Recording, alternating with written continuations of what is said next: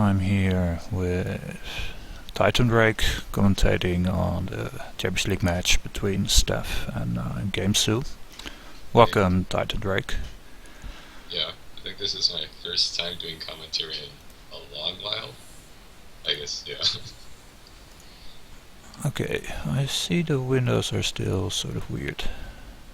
That's...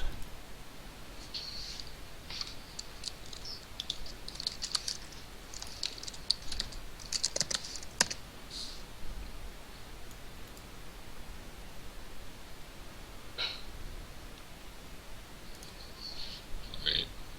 This is definitely a board. It has things on it.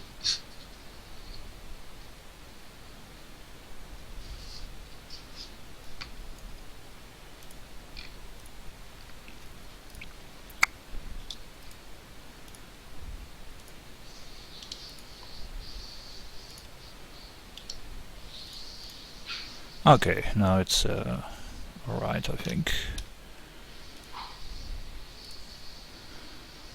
So we haven't seen the games beforehand, which I think is a plus because it's preferable to figure out how the board fits along with the viewers and the players. Yeah. Well, this is a big engine with throne room and wharf, goons, outpost. Right, yeah. I'm not sure if I would want to have 5-2 here. It's weird. Because Wharf Open is usually really amazing, but you do want trashing with Amulet early. Mm.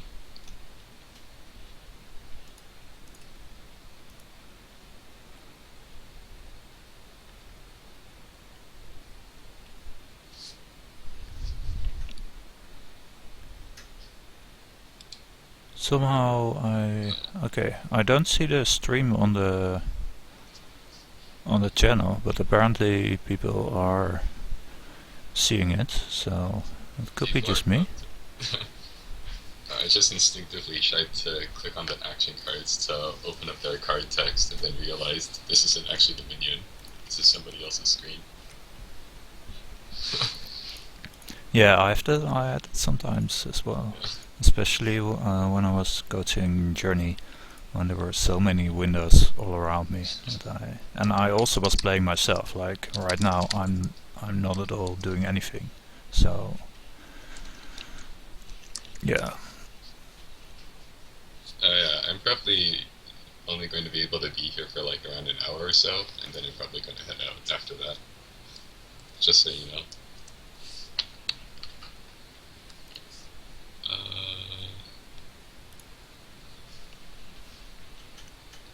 Okay. So I'm still pretty new to adventures and still don't understand how to play Transmogrify at all. So it's interesting that he's opening with it. Yeah, I think it's a decent way to trash your estates into squires, or maybe silvers if it can get you to 5. Right, yeah. I also like Amulet too. Yeah, I've been liking Amulet a lot recently. It's just, I mean, I guess on this board it's the only way to trash Copper, so it's kind of mandatory to pick it up, right? Yeah, because what's important here is to have a thin deck that allows you to connect throne rooms with each other.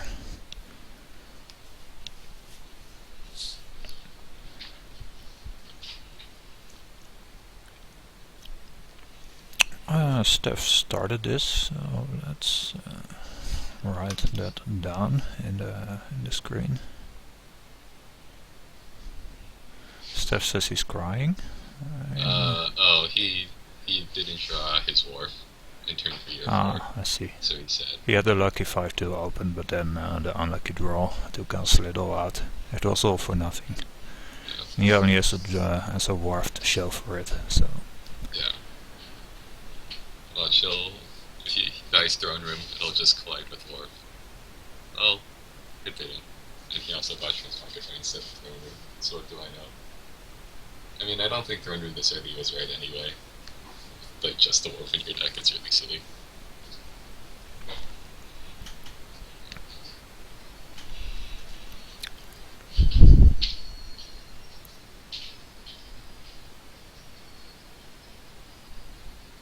He's trashing the coppers there over the... I didn't catch what his hand was. He trashed the copper over a estate with amulets. He probably wants to save them for transmogrify the estates, but it sounds a bit... I don't know. Just trashing them all with transmogrify is just slow, and then meanwhile... I feel like I would have trashed the state to Amulet 2 if you had an extra one. Yeah, for sure. Like, I mean, I guess if you save it, maybe you can turn it into a Sage later, but I'm not sure that's really worth it. Yeah, because in the meantime, the covers are just better. Yeah. And I mean, you kind of just, like, I guess, want Warps right now, and then at some point pick up that Goons. Oh, I just realized that Goons counters Expedition. I keep forgetting that. Well, I mean, it's still, like, better. You would still get better for buying Expedition, but it's like you draw a hand of, like, 7 or 9 cards, and then remember you have to discard down to 3, and there's that. And I did that a few times. Yeah, so it's okay until they start playing goons every turn. I think this should be just the front room for Stef. Yeah, I think so.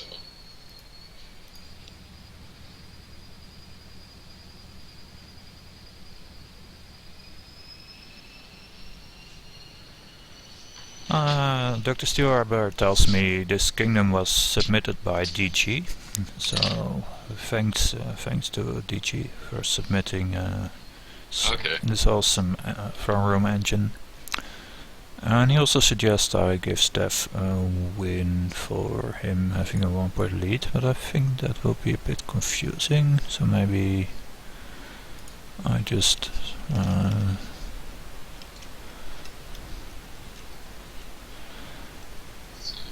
GameStay doesn't have any throne rooms yet, I just realized. well, Interesting. it would break the symmetry between game results and turns, so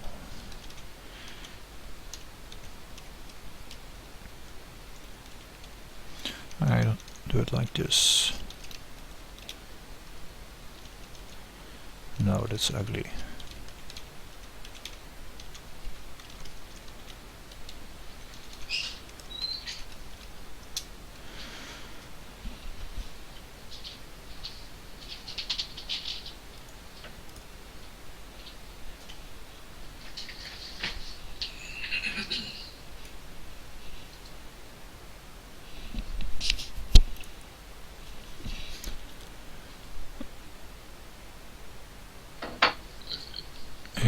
He throwned the Transmogrify. That's one of the best cards to thrown.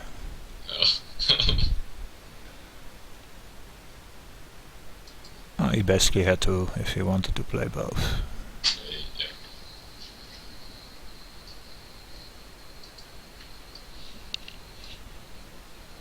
Here I think I would in this. Well, games to us. That's a nice hand. And Stef bought Expedition too.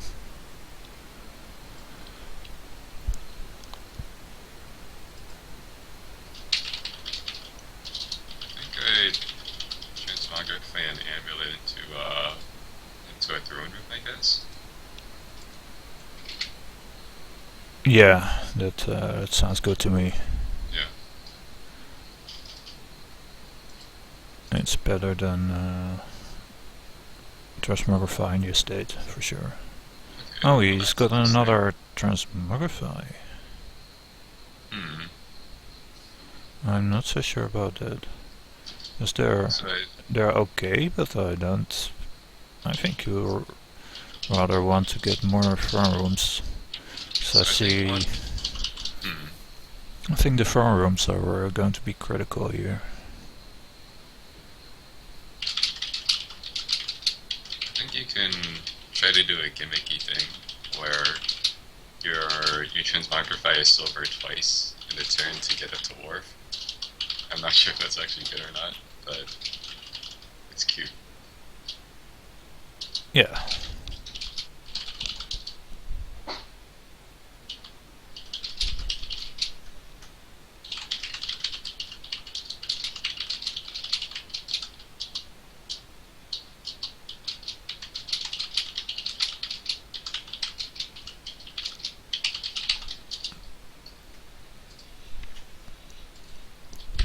Yeah, I agree with chat that throne room split is pretty important here. Yeah, for sure. And they're not focusing on it as much as I would do.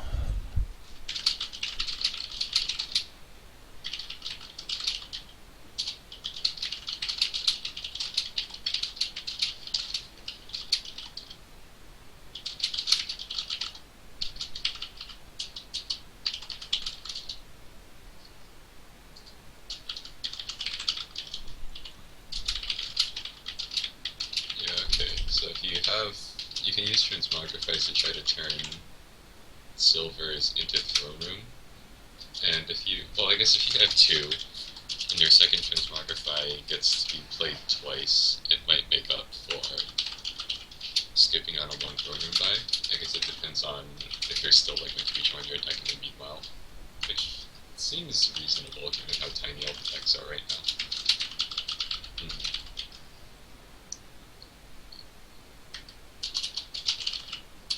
I feel like Outpost might be okay already here. Yeah. For Stef now. Either Outpost or a second war first. So next turn he's going to be drawing 4 cards from Throne of War.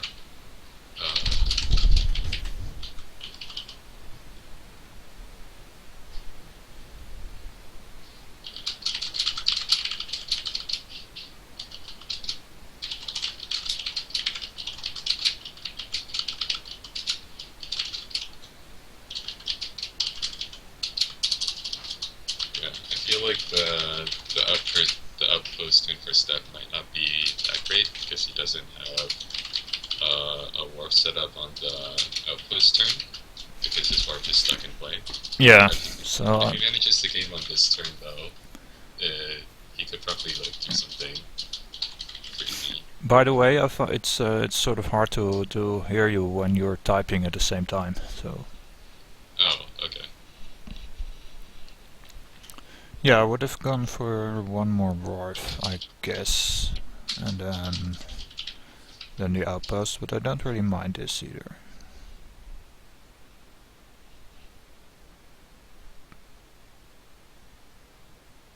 Because if this is a nice, if he gets a reasonable turn now where he can like even gain a front room or something at in the outpost turn, then I think it was already worth the investment to do it like this rather than war first. Yeah, right.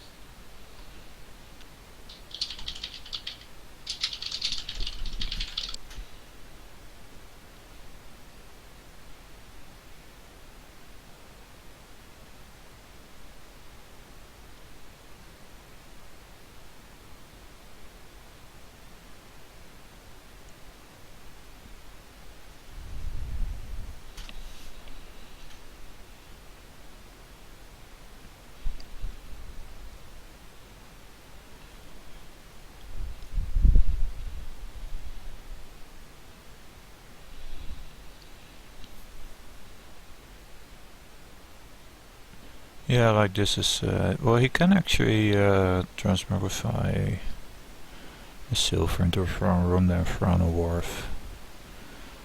It's okay.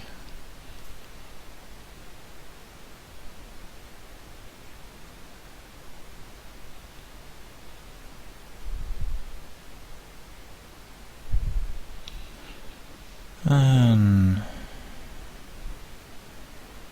Yeah, I think that's what I would do.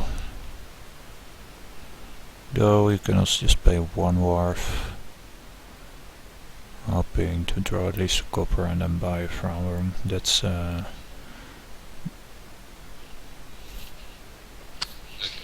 Is that he got rid of the wharf. Okay, but I'm not sure I like that. Over getting. Well, now he's just running down the farm rooms because he wants a lot of them, and they're more critical than wharfs. So if that is the plan, then looks okay. But I would take the wharf there. Yeah.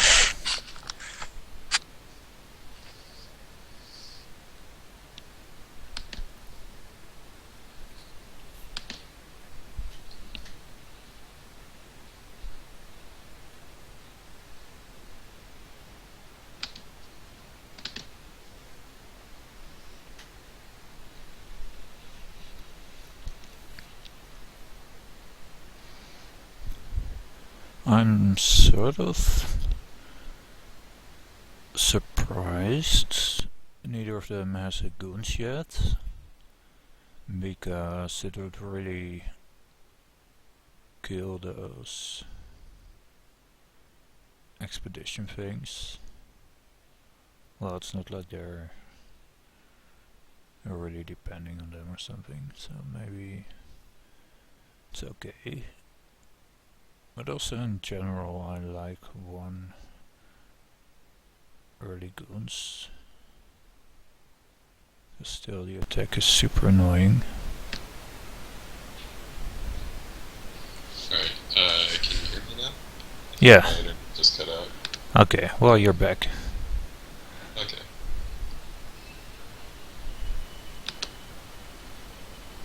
So, I'm gonna try reconnecting to these team viewers since I think they both froze me.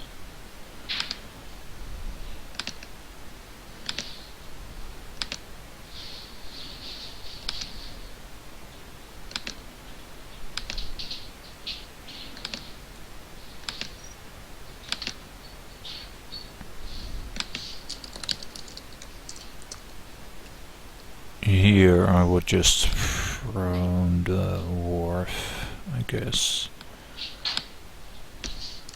Could also from Transmogrify, get the last two farm rooms. Well no, it only, never mind. It goes to the reserve. I forgot how it worked.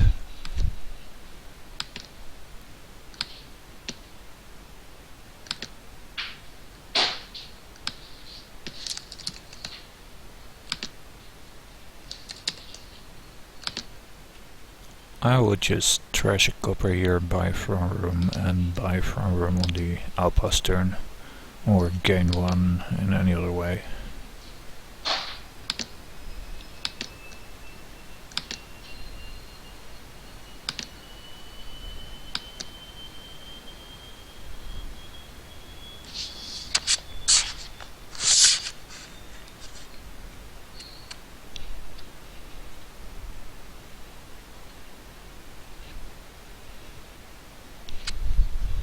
Yeah, I think, yeah, trash copper, yeah.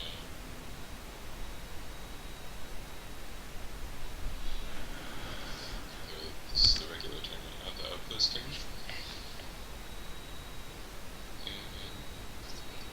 And I think you do have to get those last two coordinates, so you need to get one this turn. Yeah. I'm gonna get one next turn. I'm not a big fan of getting the silver. Yeah, that seems kind of aggressive to me. Or Yeah. it's kind of greedy in a way.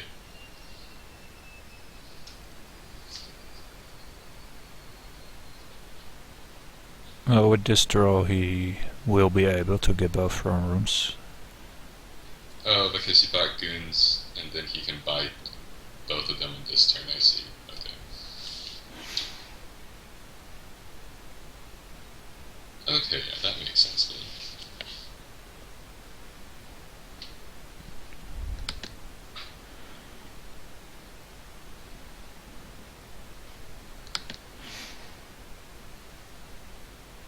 Yeah, this is nice. Now, maybe he should run the sage first. Gives him some options. Well, no, he doesn't need those options. I don't think it does much different, does it? No. No, it would have made a difference if he had another something like amulet and you still want to draw a silver or something, but no. Okay. Yeah, here I just Yeah. would get from room wharf, I think. Yeah. Yeah, that was a nice sequence of turns. I think this is why I look at Stef and it's like, oh, that's why he's better than me. One of those turns. I think you could consider relic, but I would do it a bit later. First another Yeah. wharf, yeah. I think relic is like reasonable, but or the attack I feel is kind of important, but it's not that important compared to just getting warps.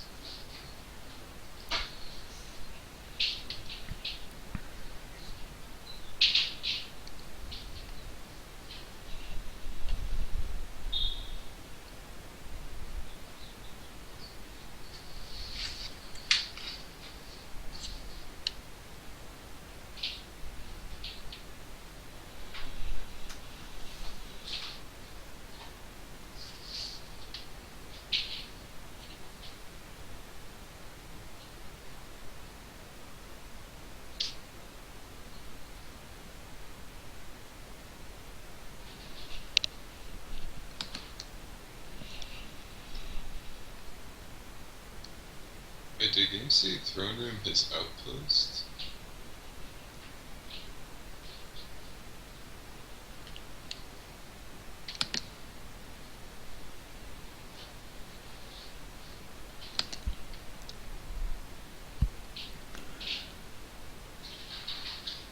I think he just needs to from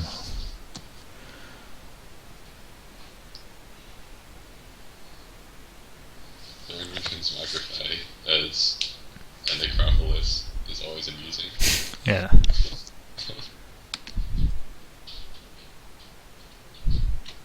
Okay, he's choosing to not throw the other wharf.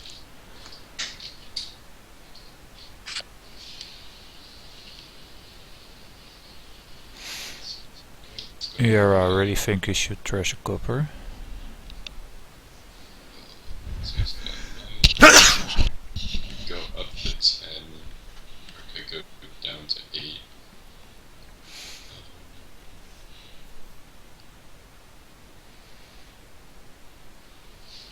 Yeah, he could also go for a wharf. And another wharf. Or wharf relic. Yeah. But I don't think the copper just adds that much to the economy. And like trashing it now is like a lap for the rest of the game. So why not do that? So I think it's more that if you don't think you need to trash any more coppers, then you just don't trash the copper, right? Like if you trust your deck to always draw itself.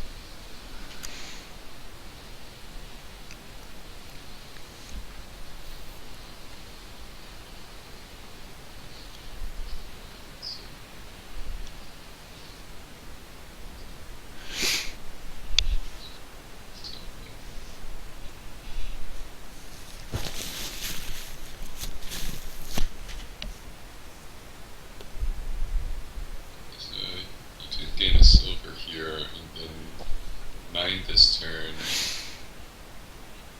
Yeah, okay. And then next turn we'll have 11. Yeah, and I think you just want to build up your wharf place. I mean your goons place. Right, yeah. So get more of them and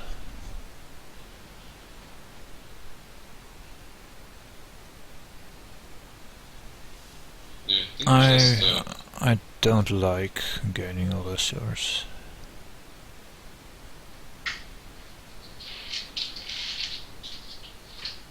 it's not the. I think gaining these silvers can be okay if you just like have enough permanent wolves to make up for it.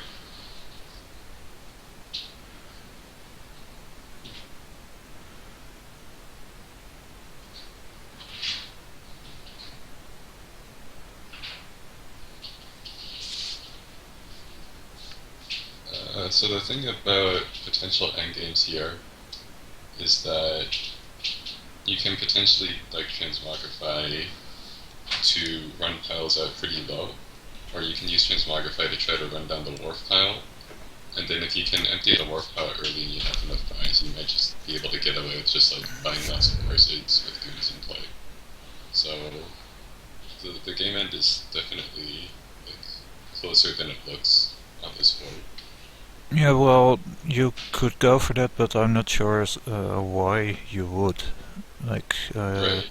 just getting a bunch of goons and playing them each turn is just makes you run away, and all those fancy plans that your opponent could then do would be totally pointless because he has just such a large VP deficit. So I think that is just a bit of fancy play syndrome.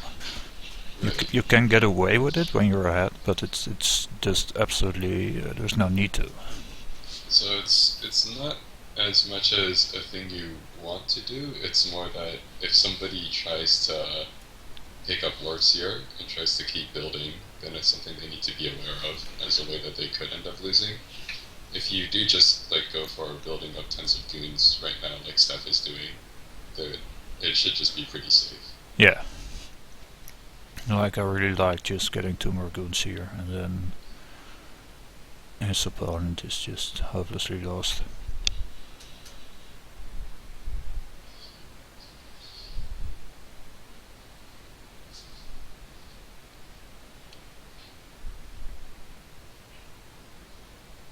I mean, I think the thing is that you don't need to exactly be looking for which 3 piles you're emptying right now. You can just figure that out later when you have a ton of points.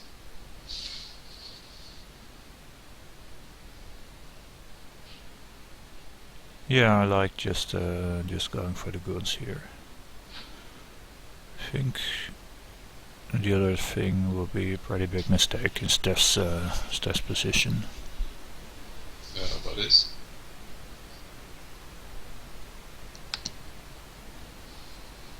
Like, I don't think I caught what you said. Okay, I said that I liked the Stef's double goons buy, and Okay. thought it will be a big mistake to go for something fancy now in his spot. Yeah, right. Because now he can just build up a huge point lead that his opponent can't make up for.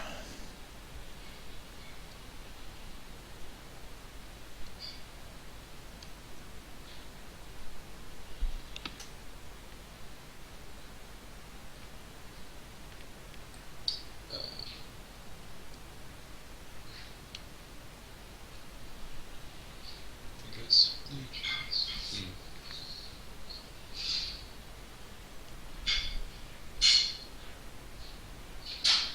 I actually think Gamsu can safely resign here.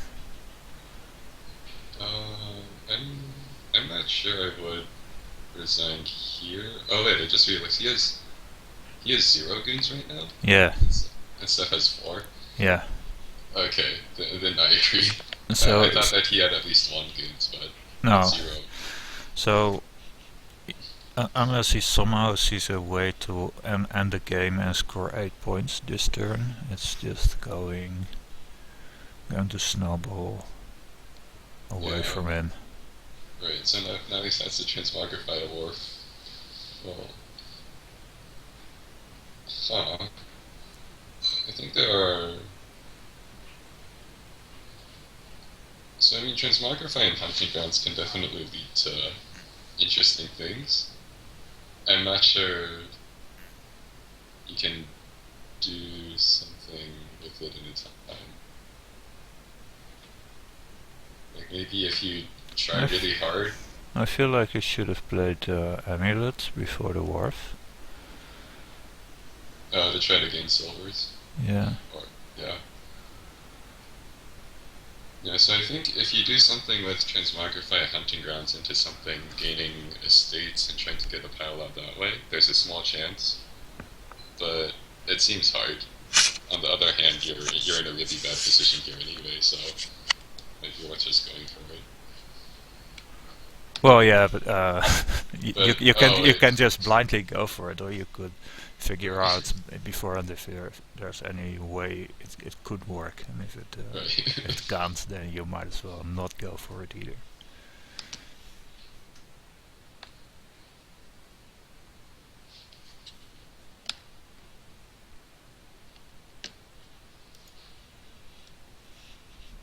Oh no, GSH, that's not what I said. I absolutely did not say that he should have gained silver. So I just said he should have played the amulet first. Yeah,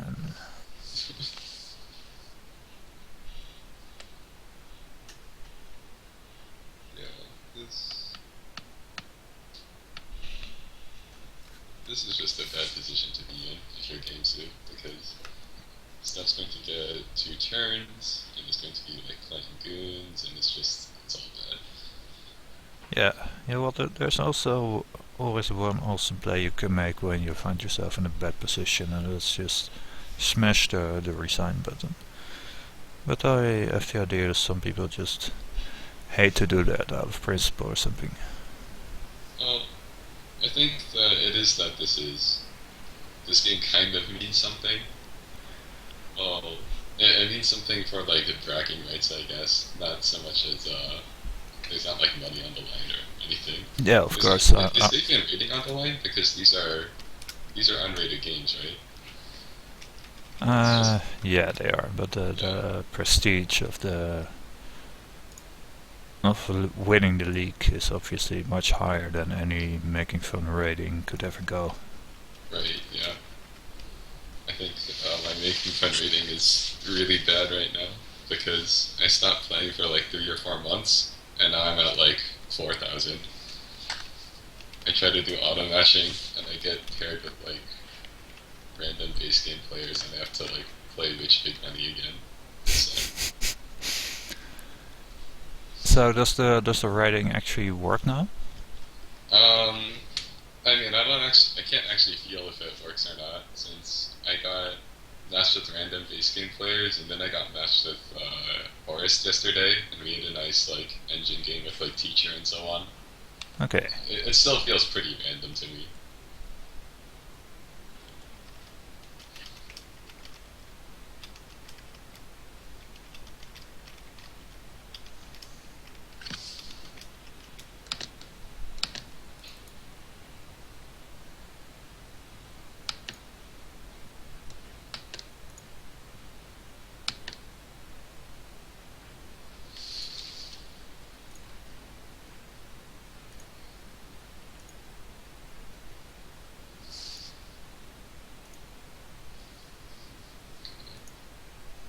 So,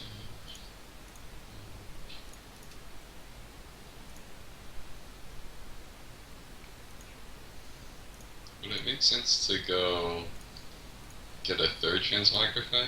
No, that seems weird. Like, if you're really worried about stages running low, but let's just, yeah. What did you Yeah, buy? it seems a bit unnecessary to me. Okay. Oh, you bought gold. Okay. Because there's just not really that much you want to be gaining, so it would just be for power control, and Steph doesn't need it. Yeah. So, to the chat, if Steph bought 2 wars on that turn, he probably could have ended it, but this also is probably just going to get an unbeatable VP lead, and then he can just do that next turn or whatever. Yeah, there's absolutely no need for Steph to end the game as quickly as possible. So that's a bit of I think, a general misconception that going for a quick game end is generally in the interest of the player who's running behind and not the one who's ahead. Unless he is ahead in the sense that he has a point lead but will lose the long game. But Steph is definitely not losing the long game here, so he should really, unless he has an immediate win, he should not go for. He should not be aiming for the power out. Right. Yeah.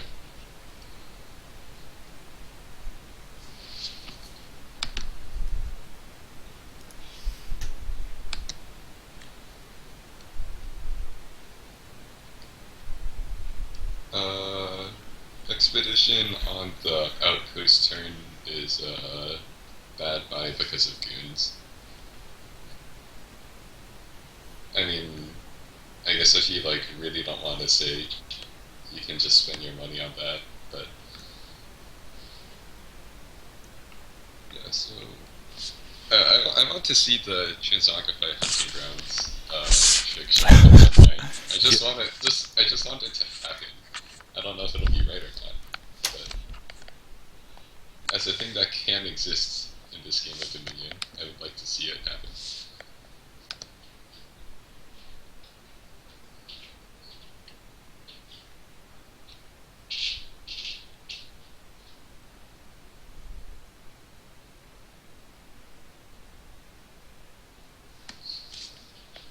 I feel like that's actually how I do a lot of my Dominion decisions. Not for like any good reasons for that. Just because I think it'll be cool if this happens, and then I try doing it.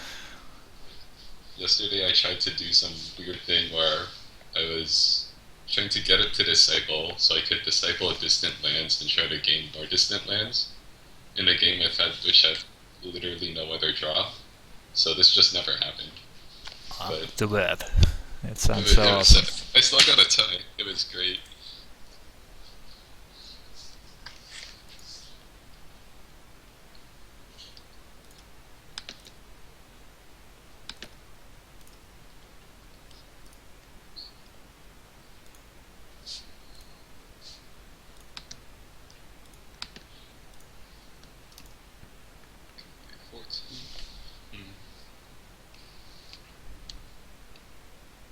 And how many games in play?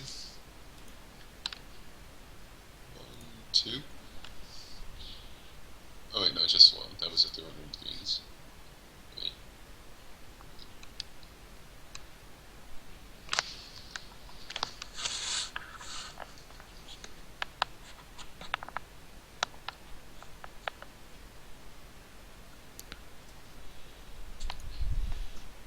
So if I was games here, I'd start trying to figure out if there was a reasonable way I could end the game on my outpost turn and try to pick up enough VP with the Goon's extra buys to catch up.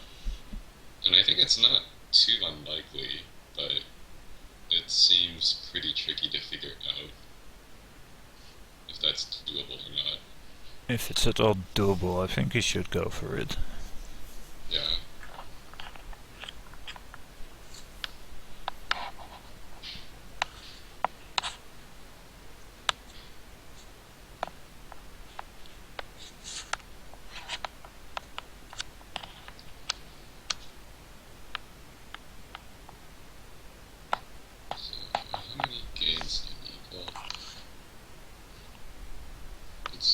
Transmogrify is the only at the start of your turn? I keep forgetting. Yeah, it's only at the start of your turn. Okay. Does he have any rules? Oh, he doesn't have any duration rules for this turn, for the outpost turn. So that's rough. I'm not actually seeing his hands yet. Now it's slowly coming through. Okay. Expedition and a number of sages.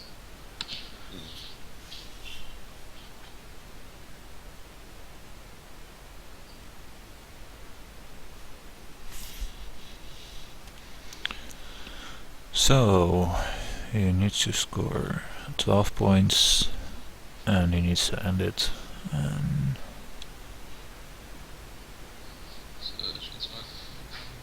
Yeah, he's going for it. It's happening.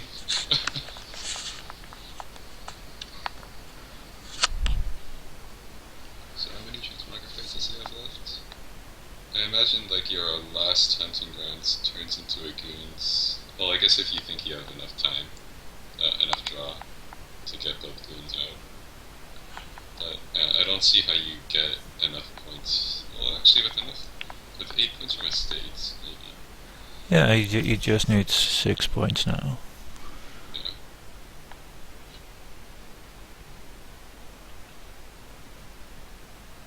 Yeah. I agree with going it fourth this turn. Like, it might not work, but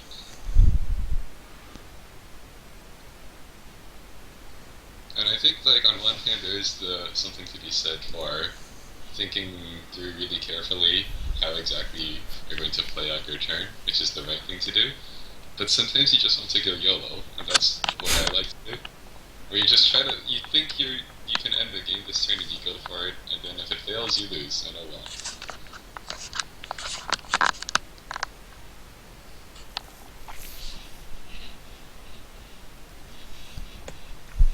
Yeah, that's.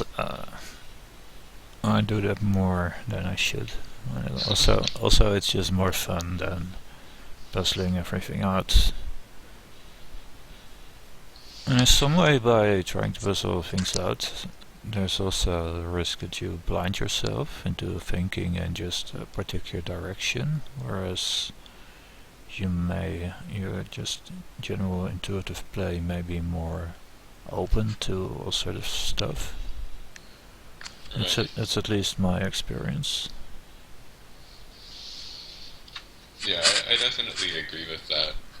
That sometimes you realize things in the middle of your turn, which you probably wouldn't have realized at the start of your turn. Yeah.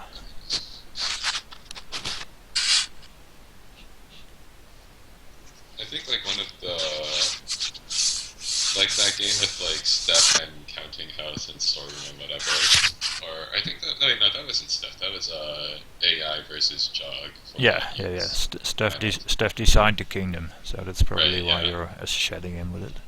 Right. Yeah. And I feel like there was like some turn where AI realized like the right thing to do in that kingdom, and I don't think he figured it out at the start of his turn because he was pausing in the middle of one of his turns and then realized he could store in a ton of coppers and then gain them all back.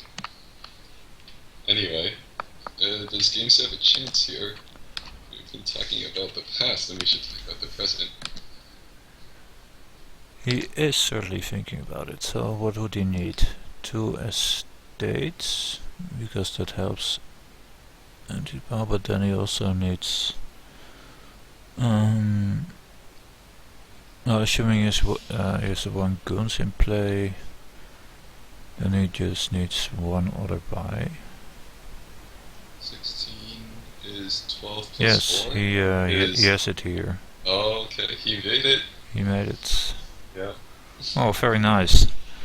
And I take it all back. What I said about him being in a resignable position, it's just absolutely not true. It turns out.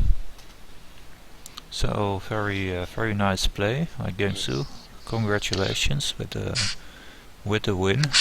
Well deserved. Stef winning on Stef's turn 1. That's great.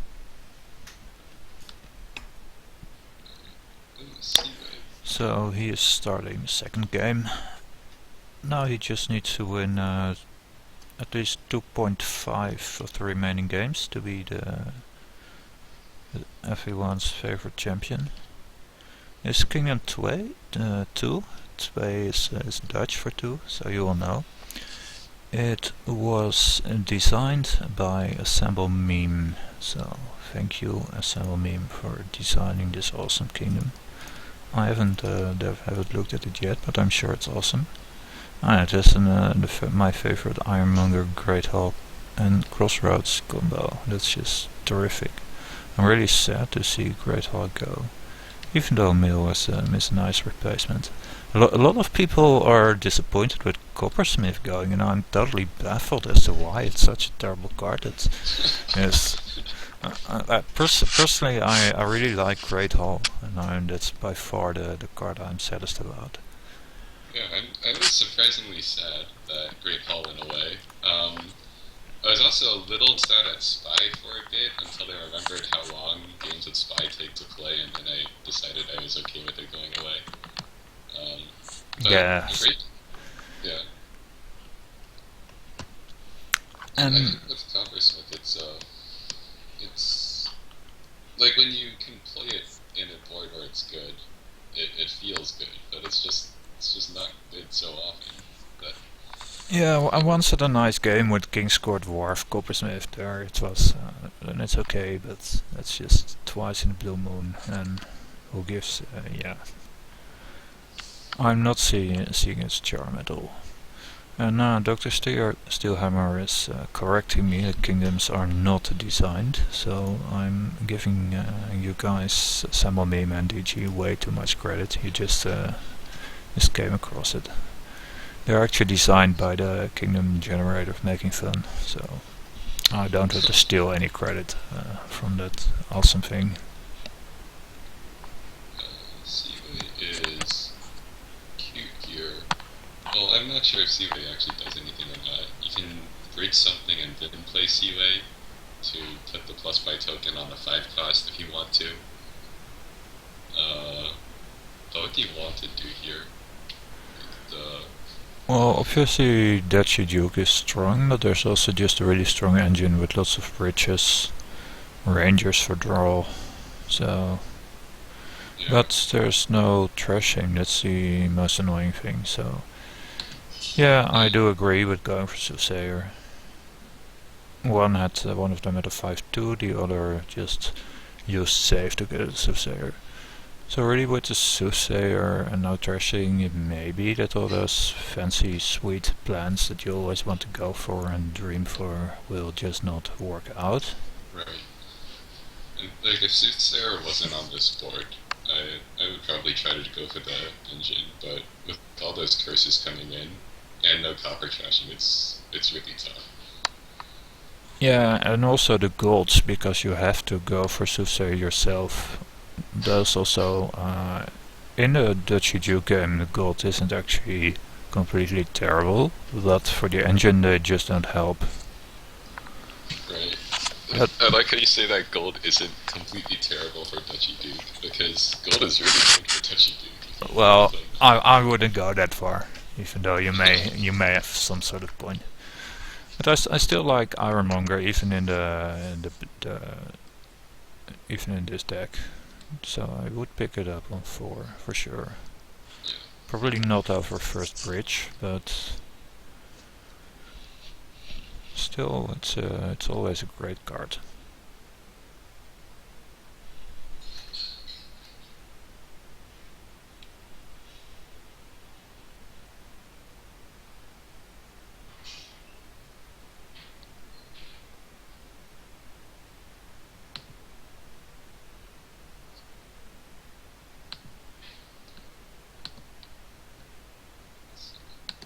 So Crossroads is interesting here. It's I feel like this is one of those weird boards where you're picking up a decent number of actions, but you're not trying to go for like a really big engine. You just want to like kind of draw cards. Yeah.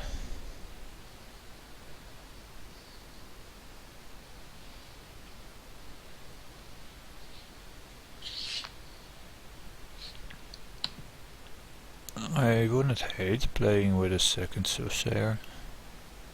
Second, yeah, I think second Soothsayer could be nice.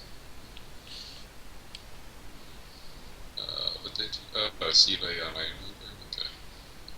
I mean, if So you this means he's probably going for the engine, which well, is like, interesting to see. If he draws crossouts here, it would be so great. No.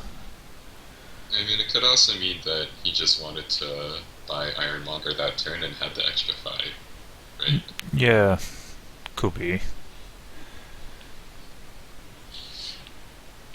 But then I really think should have gone for a second Soothsayer, or maybe even a Relic. Oh, I missed Relic on this board, but yeah, I think Relic seems like a decent attack here.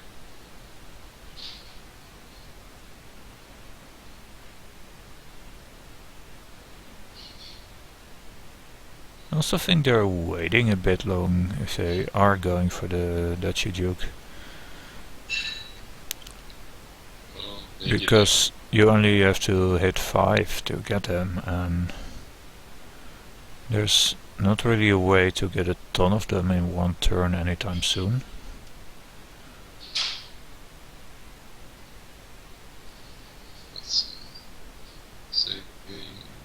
Saving gold and picking a fight, right? Okay.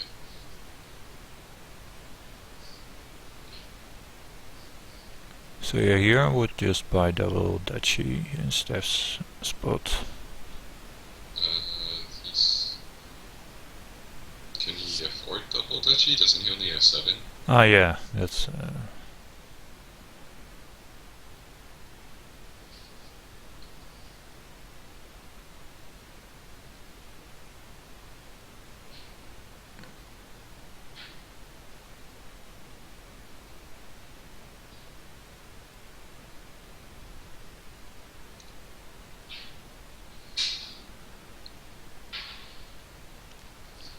Okay. Well, strange thing is now that the curses are probably going to run out, which means that you can't really run down the duchies to make your dukes a lot of points, because the game already ends when the duchies are gone. right. So I think that they're not quite going for Duchy Duke at this point, given all these Ironmongers that got picked up. Well, I say that and then GameStop buys a Duchy, so Yeah. But I do think that's a mistake, because it's already turn 10, and you could have gone for duchies already by this point, if not... yeah, 4 at least. Together with Gods of Soothsayer and stuff, and be well on your way to amassing a points lead. So, yeah, I don't really like going mass Ironmonger. Maybe it's that you just need to deny a certain number of Ironmongers if you think the engine is going to be working out too well if they get like 6 or 7. But I'm not sure. This is one of those boards where it's like a bit hard to evaluate between the two.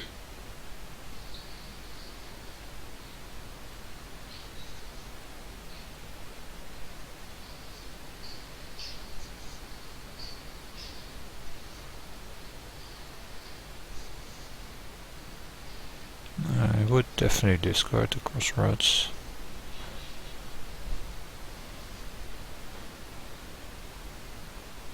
So one thing I just realized is that Ironmonger. Well, you could keep the crossroads, but then with the intention of saving it for next turn, or maybe saving the estate here. That could also work out.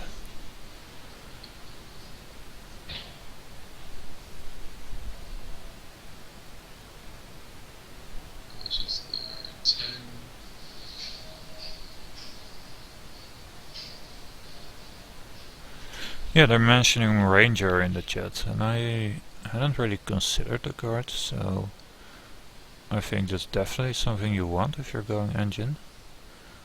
Definitely over some of those Ironmongers, because the draw is just fantastic. Yeah. And Stef is just putting his faith in the Great Hall combo, and it's quite dangerous what he's doing, because he now has a... He now has a dead turn, and Game2 can just almost pile out with the curses. I mean, yeah, that feels like a... Maybe he felt he was sufficiently behind to gamble, but I don't think that's the case. It's pretty risky. I think it just was unnecessarily reckless. Like, I feel like if you're trying to get the Crossroads Great Hall Ironmonger thing going, it's just not really doable on this board state. Yeah, he definitely didn't buy those as a way to plow. Like, he just wins here by buying the curses. I think Stef just didn't notice or something. Because he could have just bought a province, I think. Yeah, right.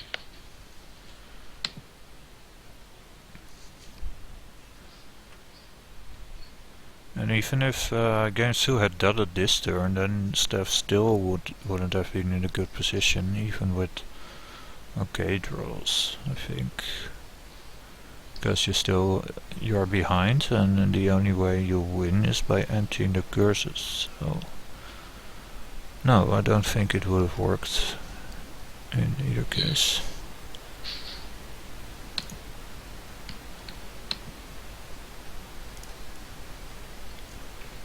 Chad is speculating that Steph forgot Ironwalkers were giving plus buys. Maybe. I don't know. I'm sure he'll have a reason for it. And that reason might be I wasn't playing well, but Yeah, it could be that he thought he just wouldn't have the buys for it, but I questioned it because he put the token on it as GameStop put it there first, I think. And Stef also used his buys in that turn. It will be hard to forget about it. Okay, this also looks like a nice engine where you can, there's no actual trashing. Well, the stonemason. With the apothecary around, stonemasoning your estate to the coppers isn't the worst thing ever. But there's a nice pseudo trashing with native village. But then you can't really use it a lot for actions, so you have to balance those two. Yeah, definitely go for potion, courtyards, hopefully getting double apothecary of the stonemason. It's not for game soon, not for Stef either. yeah. But probably next time. And then you can do some stuff with native village, merchant, guild. Sort of like native village bridge, but then different.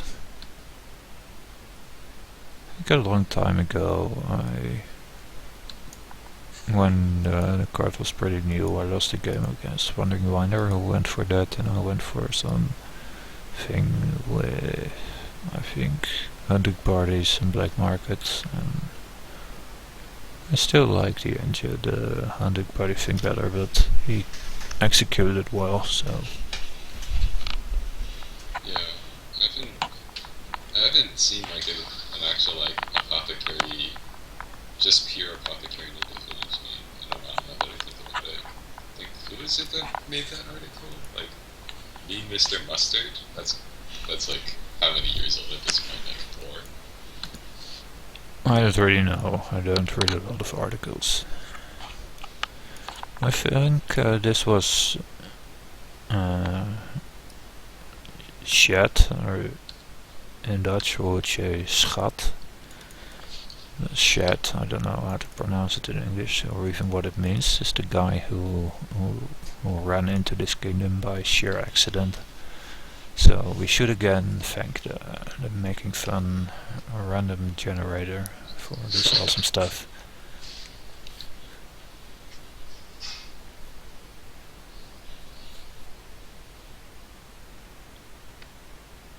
Here I would probably top deck native village and just get double apothecary. Yeah.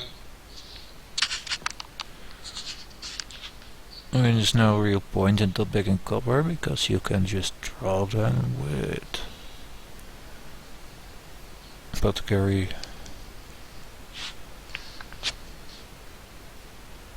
Yeah, I think you need to. How many apothecaries does Steph have? 1 or 2?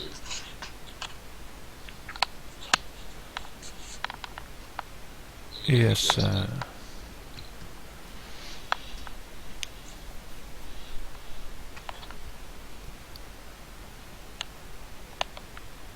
Yeah, if he only had top decked a native village here, he would have had a much better turn than he's going to have now. Yeah. I don't really understand the copper top deck with two terminals in the deck and one of them being a drawer. Just top decking native village is better.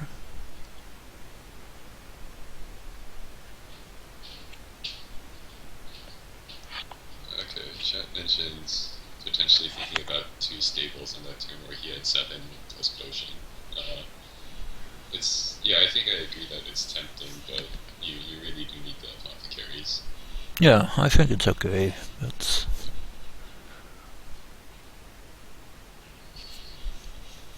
I think I would even prefer stables merchant guild in that case, rather than double stables. Yeah, like you want to try to get that plus buy-in, and it's pretty awkward to fit it in. But I would guess that that games and stuff are going to be picking it up either like this turn or next turn. Now that apothecaries are starting to run out.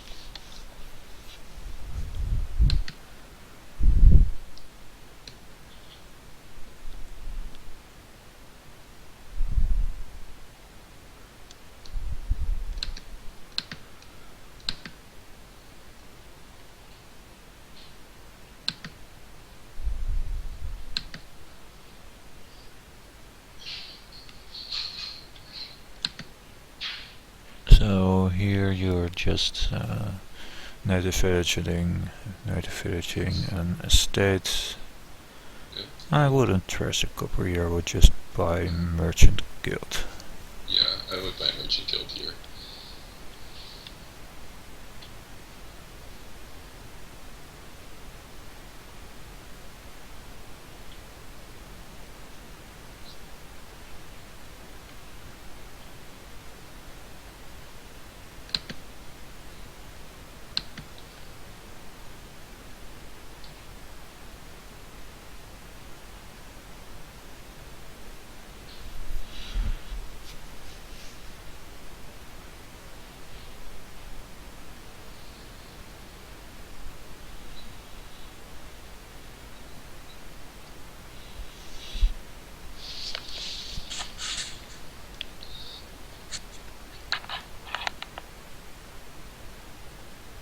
So into also S5. And okay, yeah.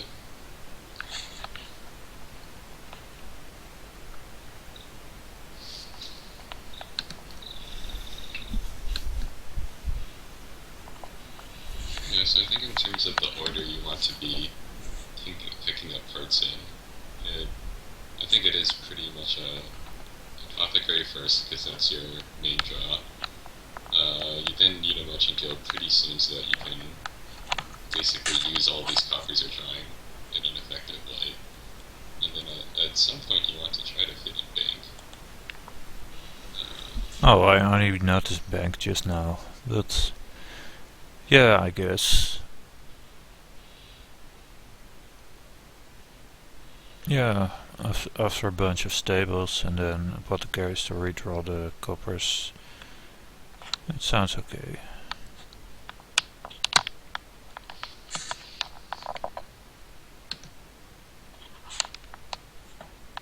Stef snatched the last apothecary there, so was an okay draw.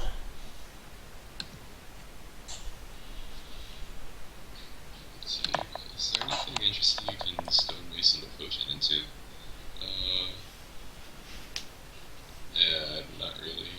I guess you can gain more native villages or courtyards if you want to, but that doesn't seem that great. I think I would want more native villages, because you want to play more merchant guilds. Oh, okay. Yeah, now that you mentioned that, I want more native villages too.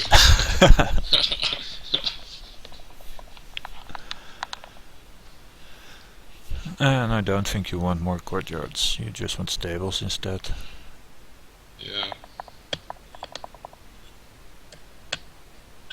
I think I could see gaining courtyard off of that potion trash being okay, just because I guess it's like between native village or courtyard like right now. I Yeah, could just, yeah. Like, I think that's all reasonable.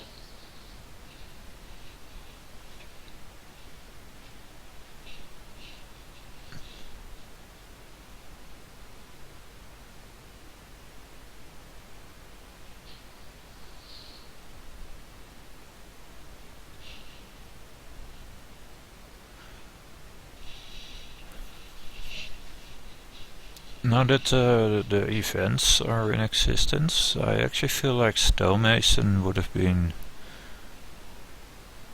have worked better as an event, I guess, because the card itself is just so annoying to have a ton of copies of while you want to do it repeatedly, the Stonemason overpay, because the overpay effect is just so great.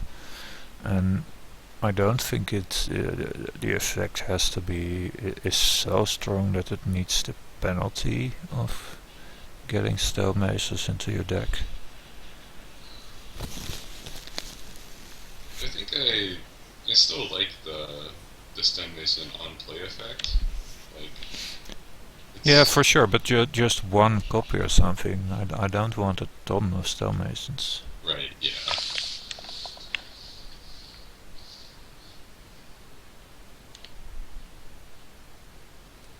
So I think oh, he doesn't have any tokens. Okay. I think before you want to think about bank, you want to get like the merchant guilds and stables first, just so you like want to have enough buys and to have enough draw. Yeah,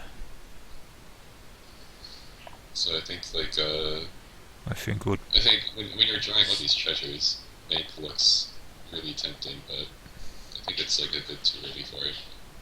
Yeah, you also need the buys to make use of it. And with just 2 buys, I don't think that's. Well, you can then go for a double Stonemason overpay, I guess. That's.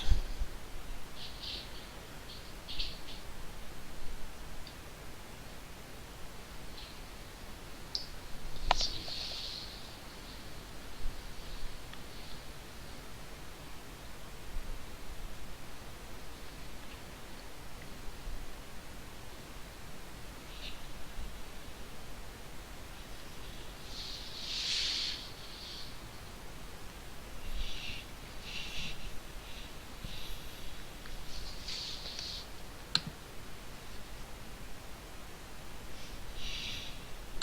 Let's see.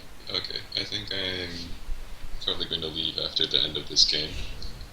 Okay, yeah, I heard that Deadlock is ready to take over. So. Okay.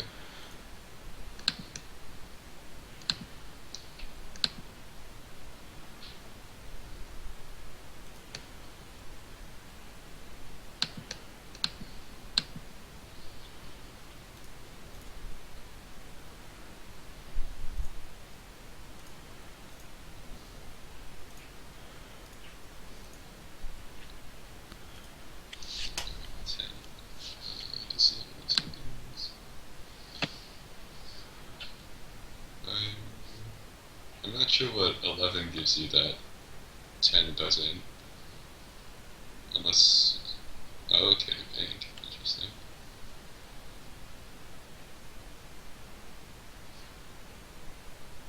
So bank. So he's got 3 buys right now. So he manages to threaten like hitting on the order of like 24. Hmm.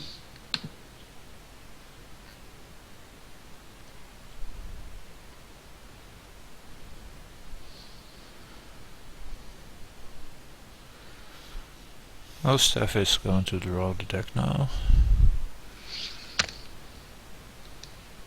He probably just stops here and keep those for next turn. Yeah. Yeah, right. So 80 quotient.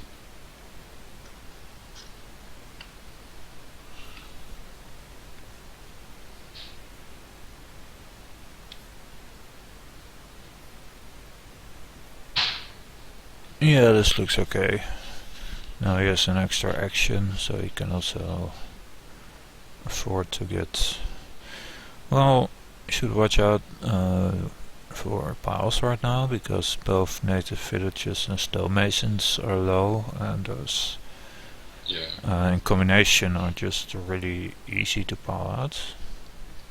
So I think that I I would have liked to see Steph like buy another merchant guild on that turn, but I'm also not sure he can afford to do so. Like the game seems to be ending pretty soon. Yeah, especially with Game 2, he has 6 coin tokens. Yeah, right. So I think you do need to get the bank there just to make sure you can threaten actually having money in time for the end game, which is happening right now. I think also Game 2 could potentially win here I think if he stonemasons like bank into.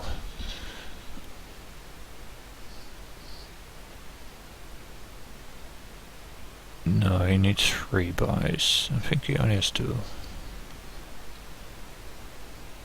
Well, he has 3, but not this turn. I think this is just points, right? Like I don't see. It feels like going for not points is so risky to me. Yeah, you could just go double province here. I don't hate it at all.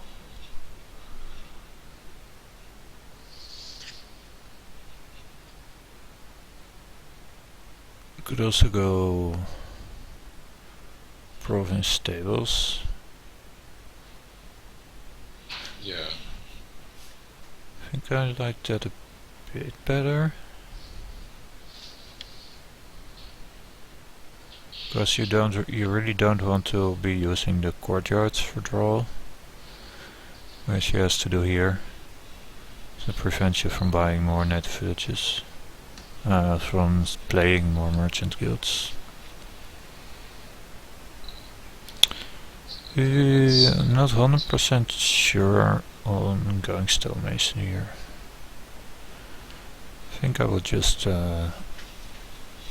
gone for stonemason stables if you want to do this. Yeah. Again, he's ahead, and there's no point to lower the piles. It's just unnecessary risk. I feel like Steph might try to keep stables on this turn to consider like stonemasoning stables or potentially filing out. So leading with apothecary and then seeing what he needs to draw.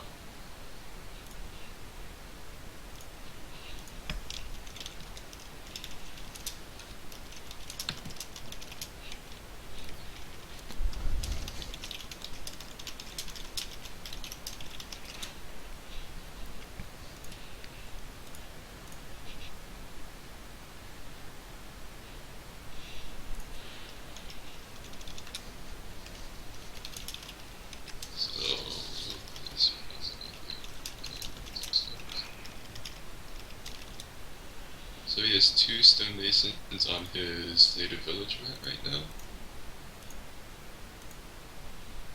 which is a lot of potential gains. I think Steph is probably going to try to either pile out this turn or think about piling out this turn. Yeah. Well, seeing this turn, I think Games2 should have really considered double provincing a bit more than he did.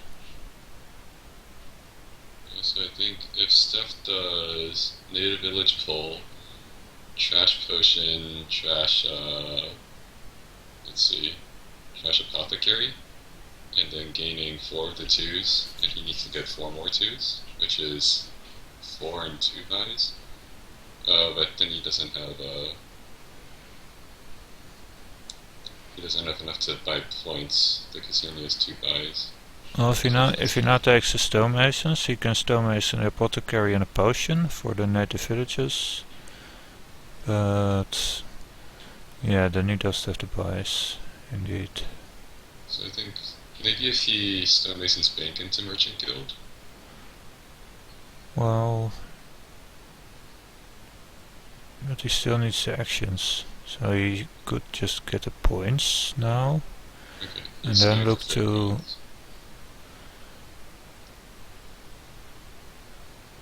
does this. Yeah, this wins Okay. because he has the points lead, and now just buys 2 stonemasons, Yeah. overpaying for native Yeah. village. Yeah. Nice. So that's 1-1, and we're Alright. And I am up.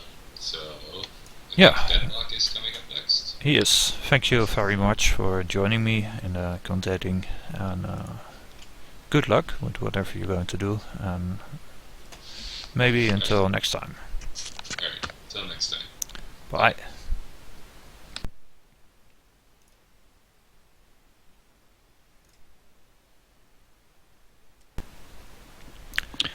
Hey, Hello. Deadlock. Hey. Welcome. You're on the championship final stream. Sounds With- good.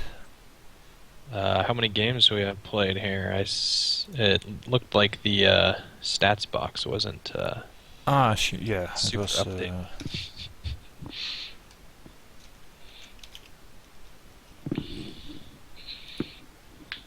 Indeed, because the other game was with the Dutchies in the Great Hall, and I forgot to write it down. So yeah, he has to win, score 1.5 more points, so that's exactly half of the remaining 3 games. So it's a very close battle, and I'm definitely rooting for Game 2 to see him break the hegemony of Mick Stef pairing. That's right. We gotta break this blockade that Stef and Mick have. We got Mick knocked down into B this season to make it easier. Exactly. And now Game 2 has to do the dirty work of actually taking down the castle. Okay, so Game Sue has 2 games and Steph has 1. Is that right? We're through 3. That's right. All right. So we need a game and a half more. So yeah, half of the 3 games. That's what she said. That's all correct. All right. And now I'm just eagerly anticipating Dr. Steelhammer's message about who ran into the next game. Well, we're not yet seeing the board, so yeah, that's they're having the same discussion we just had. Yep. Okay, so that's another long kingdom with 6 in a row, and well, we have had 7, so it's not that long. Yeah, we got 2 events. Arms and pathfinding on something like Alchemist or Fortress is just crazy. And there's a lot of crazy stuff going on here with remake on Fortresses. But the only point that there's not any 5 you want to gain. Mm-hmm. Yeah, I took a look at these boards yesterday real quickly, and there were a lot of them, and we're only playing 6, so. But the one of the standouts here, I think, is Ambassador Alms. Alms really changes Ambassador games because you can keep building while you're throwing all your coppers at your opponent. Yeah. And this one is another was discovered after a lot of hard work and effort by Assemble Meme. So thank you for all the work. Yeah, and we see Steph lamenting his 5-2 being unfair, except that there aren't any good 5s to buy. Yeah. So yeah, here I think we'll get to see them. Well, he's just completely ignoring everyone's favorite Kingdom Treasure, Contraband. So It is one of the better terrible Kingdom Treasures. Not really. Um, I but think it's better than stuff like Venture and Royal Seal and those sort of cards. That's yeah, it might be better than Cash, depending on. Cash is cool to Ambassador. With Ambassador, Cash is actually quite a decent card. hmm Um, so yeah, I guess. What do you think we're gonna see here with uh, the trashing here? We see Steph already went with remake instead of ambassador to start.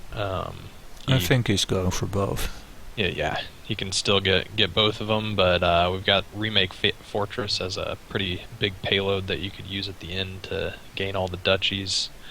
Um, but you think Market Square will get used, gain some of those big $6 curses? Well, it's the only unconditional plus buy, so it will definitely be used for that.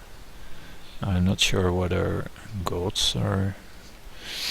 Well, it's okay to first get really thin and then quickly ramp up payload. But if you are going for lots of duchy gaining, then I don't think the golds are really going to come into play. Yeah. But on the other hand, the engine is so potent with also pathfinding that unless the duchy path is just really quick, I think. Yeah, I think the you question there just is just going to be whether there's two other piles empty. Like you can do the duchy pile out, but only if you've got the others. Well, I think it's just more likely that you're going for a longer game that involves provinces. But if you somehow have just a really explosive deck that you can end it, then the duchy thing might come into play. But I don't think it's something you should have as your plan A that you're going for from the start. It's the duchy power just is something that could emerge naturally. If it's not, if you don't get the opportunity, then it should not be a big deal. You should really build your engine first and then see where it's going to go. Yeah, I would say the other issue with targeting a duchy pile out is that you're going to need 4 remakes to make that happen. So putting 4 remakes in your deck without a plan other than piling the duchies, especially without a pile of good 5s on this board, is not going to be the right path to build at. We do have a $7 card here, which lets you get to province with remakes, so we might see that happen. Seems like a good Yeah, go. Stef's going for the double remake, which somewhat surprised me. I would definitely gone for remake ambassador. Yeah, that is an interesting decision. You can keep up with the junk cards just as fast with remake as you can with the ambassador, but you don't send any of your opponent's way. So that means that you're not going to be slowing them down in the process. But you do get to turn all the estates into 3 costs, which mostly you got dungeon and market square here. Neither of those are going to hurt you too much. If you get way too many dungeons, that wouldn't be great. But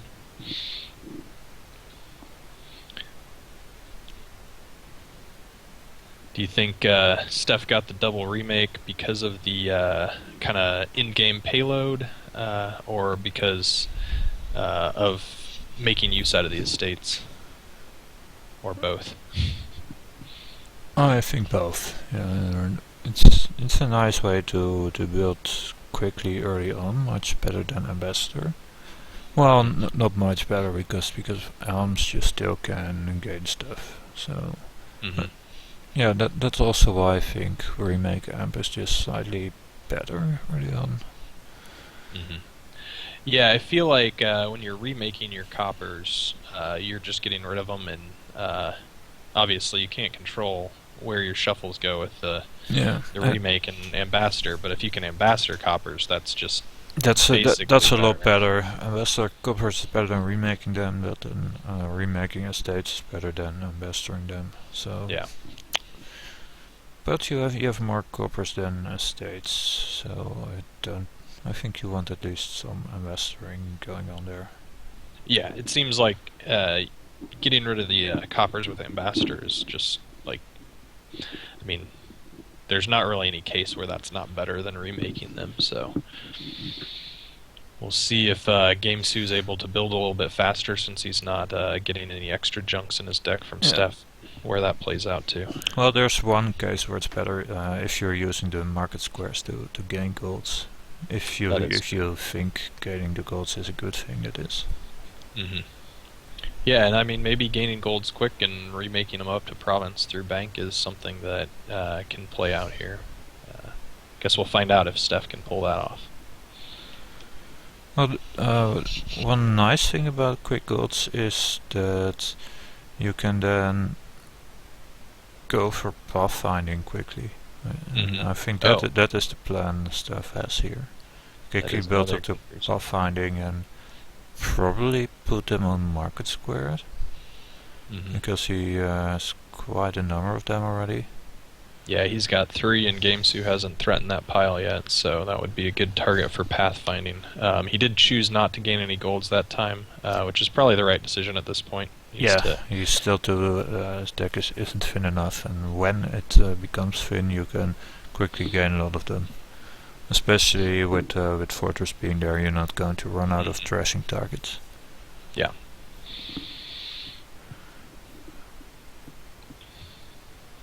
So GameSu gets a market square here. Starts. Looks like they both have 2 fortresses so far.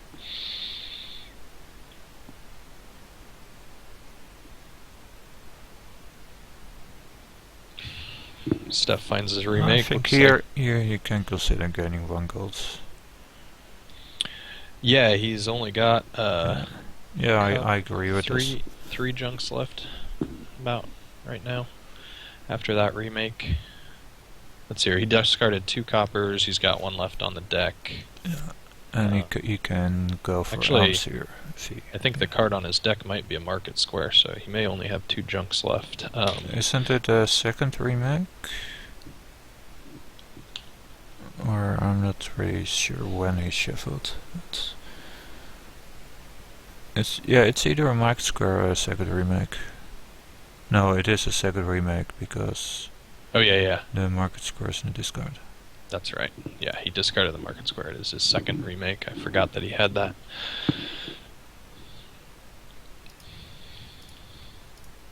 Oh, and we see Stef go for the potion here. So he's looking to get some draw with Alchemist. That's also nice. But it's a bit unnecessary if you put pathfinding on like now the pile for market square is going to get contested. You probably want some more draw. Yeah, I think it's not crazy to go after the alchemists. You can just put pathfinding on them as well. Yeah, the more draw you get on this board too, the more you can you can remake something, gain some golds with market square, then you can draw those, remake them into banks, draw those, remake them into provinces. Overdraw is just going to be extremely powerful at the end of this game. So the more you can get, the more your options are going to be open. Yeah.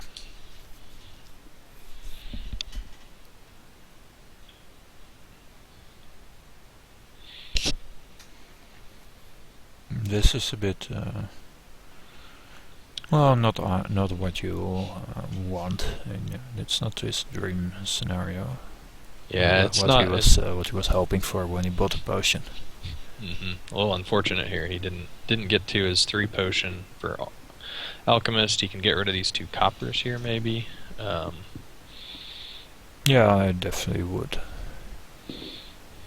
And just elms, either another market square or fortress. Yeah.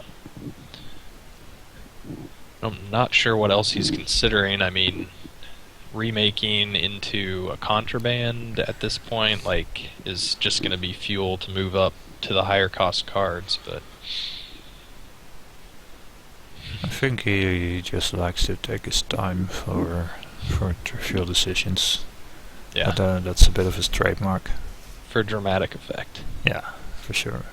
He wants to make sure that he doesn't reveal any information to his opponent. If he makes a decision quickly, then his opponent might be able to figure out what cards are in his hand because he knows the decision was trivial. Something like that. Something like that.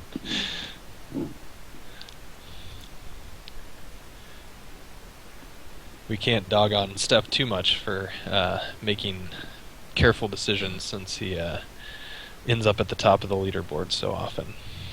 Or at the top of the league.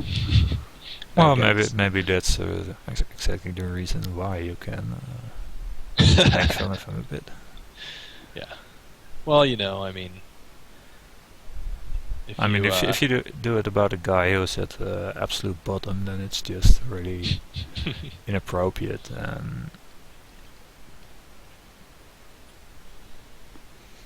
That's true.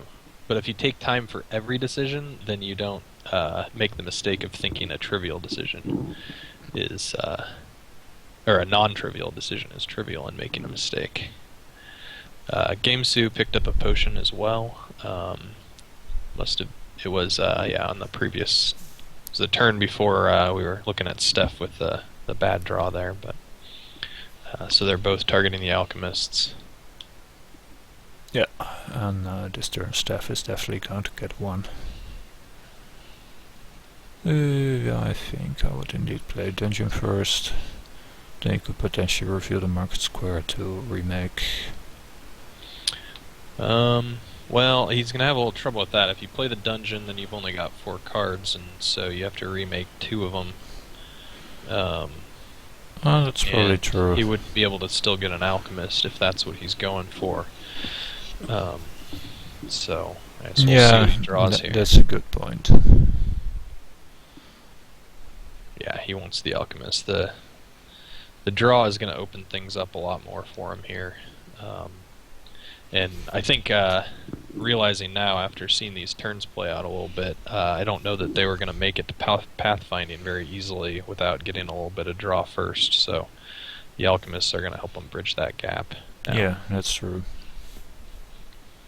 If they picked up enough golds, they could get there, but it would have been a lot more golds than they want in their deck to get going here. See, Titan Drake grab a couple of golds there, and he's gone ahead and gotten rid of the potion in that play. He might pick it back up here, though. Nope, he's chosen to go with the Market Square. So. Did he have enough money for... Doesn't arms force you to gain a treasure? I mean an action? I'm not sure. I don't think so. Actually. It's just up to $4. So. Okay, yeah.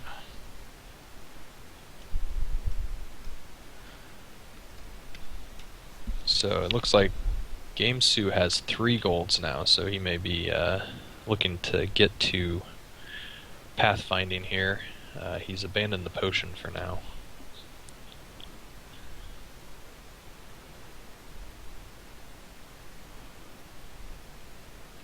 And Stef finds 3 potion again for another alchemist. Next turn we should see him get through all of his cards. And he will need to find a way to pick up a couple more golds to get pathfinding. He might be able to get there on this next turn by remaking that contraband. Also, I guess you can't deny events with contraband, so that's a that's nice. improvement to the card then. That came in with the Adventures set and Empires. So he can potentially just spend the contraband to and reveal one market square this turn. Maybe if he can draw both golds and that contraband, then get to pathfinding. Here's Gamesu getting to 9 with his 3 golds. Yeah, so I we'll see fully what- expected to, by pathfinding, put it on Market Square. Yeah, they both Yeah. have the most market squares, it looks like, of anything. Stef's still a little bit ahead on that game, isn't he? Or maybe they both have 4.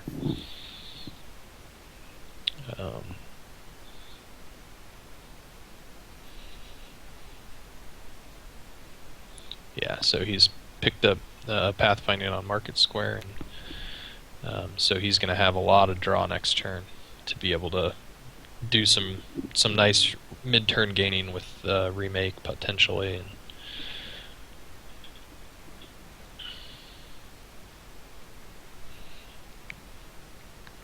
see what Stef decides to do here.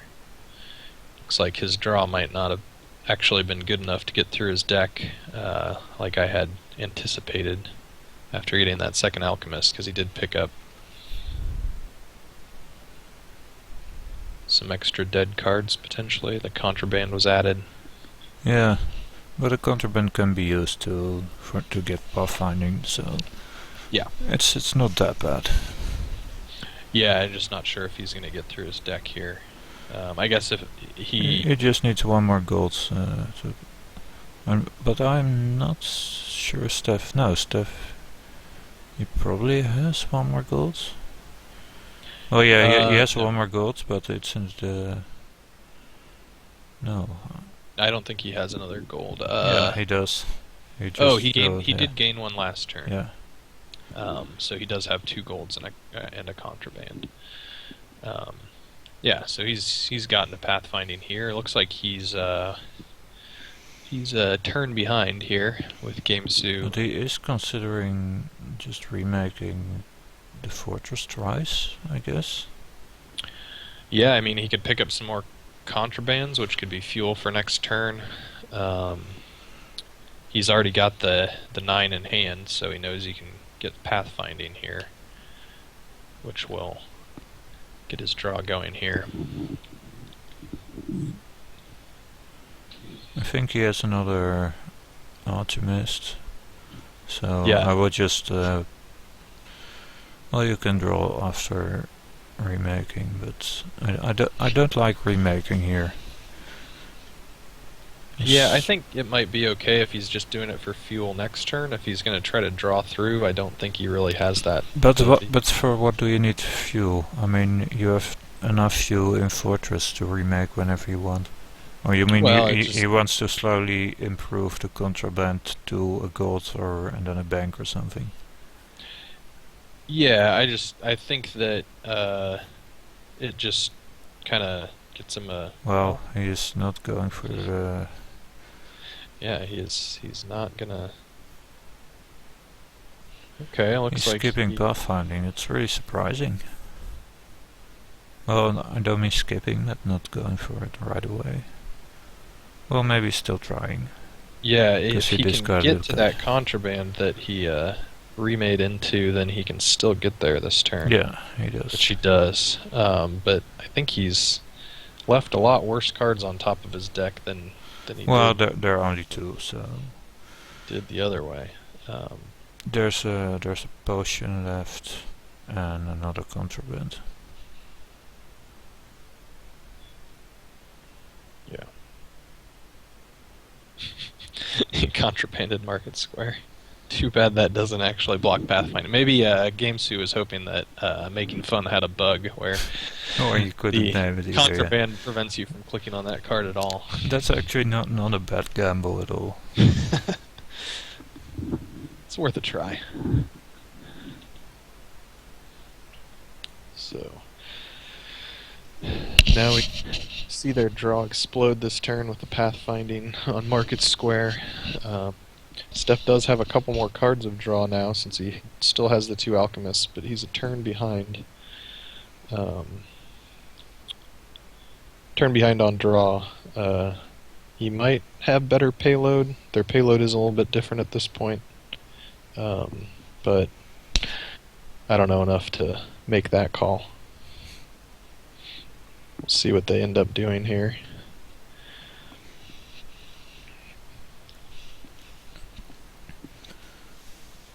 I just expect prophecies mostly. Yeah, so here we see GameSue. I guess GameSue only has 3 of the market squares. That means Stef has 5, so he's actually ahead on draw by a lot of cards. He just barely got through his deck here. And he's going to go ahead and get rid of that ambassador, it looks like, probably. It looks like the double remake worked out. And the investor was indeed skippable. Yeah, it is interesting here. GameSue didn't keep hitting with the ambassador, which might have given Stef more stuff that he had to kind of spin his wheels on. They are both going to end up with 5 of the market squares. Stef has gotten 2 alchemists along the way, so he's got a couple more cards of draw. Yeah, I think that will give him the edge. Also allows you to gain more golds mid-turn and then draw them. Exactly, yeah. They've both got 3 golds right now. Stef still has a contraband and an altar in his deck, and in addition, as cards to remake potentially. The potion's still around. As long as Stef doesn't end up with too many stop cards here. I think Stef has 2 contrabands still. Does he have 2? He remade one of them.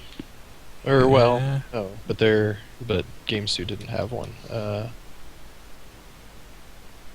Yeah, GameSue trashed one, Stef trashed one last turn. Okay. So there's just one left. But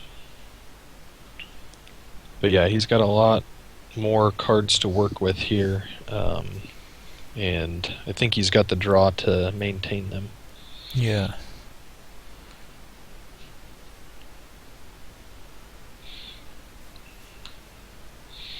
So they'll both need to watch out for those wild pileouts.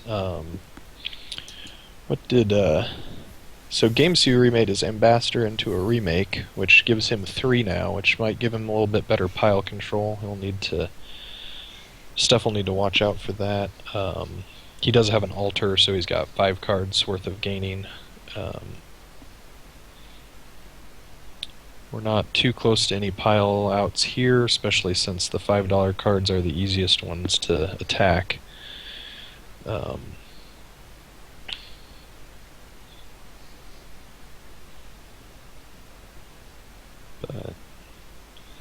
So now Stef has those hard decisions where he can remake into 2 cards and easily draw them back up.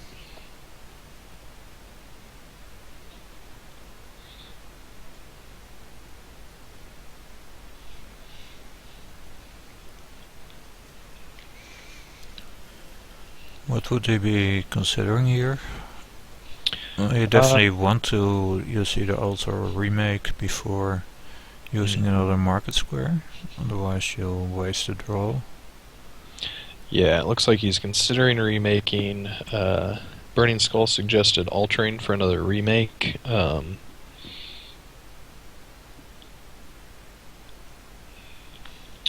DG thinks he might want another potion. The altar is nice here because it's more flexible than the remake. He can gain any card up to 5 instead of only being able to climb the remake chain. Oh, and Stef has decided to gain a couple more golds. And he turned the altar into a bank. So. Okay. And the market square buys give him a lot of payload here. Okay, and he did manage to count exactly the right number of cards there. He drew. This is nice. Now he can. Should he be too worried about power out? I don't think just yet. I would just buy like Alchemist double bank. Yeah, so GameSue has 3 remakes right now, but he doesn't have any. Well, he's got market squares is the only. Okay, well this okay too, because now I would have liked one more bank though. Yeah, he could potentially remake into another bank next turn if he has the draw to support it. He did pick up another alchemist, but the 2 provinces will put some strain on his draw. But he did reveal 2 market squares this turn too, which was a a lot of negative draw. Yeah. So he might be able to remake into another bank. I do agree that maybe a bank there instead of one of those provinces is good because if you decide that you wanted it to be a province, you can remake it into the province almost for free. Yeah, With and what also you got just set up. playing it, provided you have enough buys, which you do, then it's just a delayed province. And Exactly. it's a delayed province for each subsequent turn. So the only reason to get province now is if you're worried about your opponent ending the game right there. And I don't think that's going to happen. And if there is a chance of that, then just one province will do. Yeah, I think I agree with everything you said there. The bank is more flexible than the province and has almost no drawbacks other than, like you said, the if you think your opponent can end it on their next turn and you need the points immediately. So Gamesu's drawn his deck here. He's got 3 cards left of draw, and he can remake here. Um, so but he doesn't have a lot of overdraw here, so he can't make a. He could remake the fortress into a couple of contrabands or something along those lines. He could pick up turn one of his golds into a bank, but he can't do a lot and still be able to pick those cards up. Yeah, game show is just. Looks like he's getting a couple of duchies. He's going for all the duchies. That's an interesting decision. But then he has to be able to end it here. Is he? Does he have a third pile in mind? I don't see a third pile. Because he can get all the duchies. But there's only one pile out. So he's maybe making a mistake here? I'm not sure Well, you what could he's just thinking. go province dungeon here, but now he has like 6 duchies in. Yeah, This seems like a move he just did because, well, I can, who cares? Let's go for it.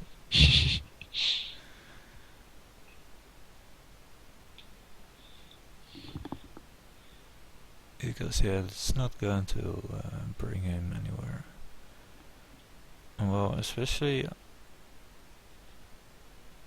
yeah, I don't.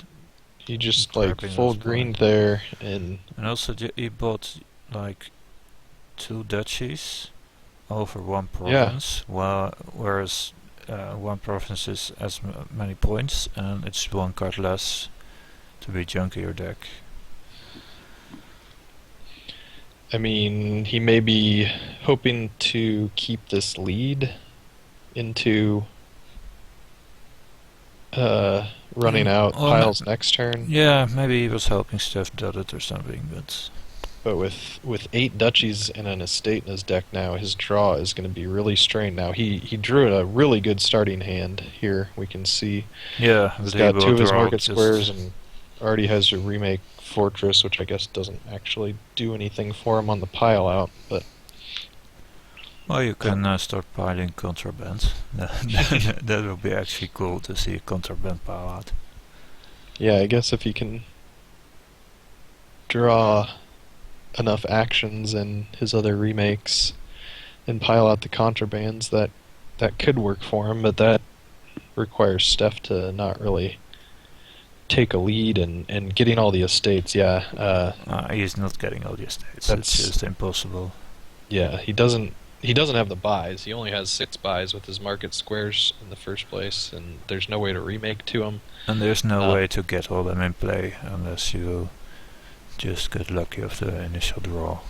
Yeah, I mean, he could remake into a contraband, but there's no way he can draw through his deck and get to it either. So I think it is actually entirely impossible. And even if he did get to a contraband, like Steph isn't dumb enough to give him 7 buys and not deny the estates. So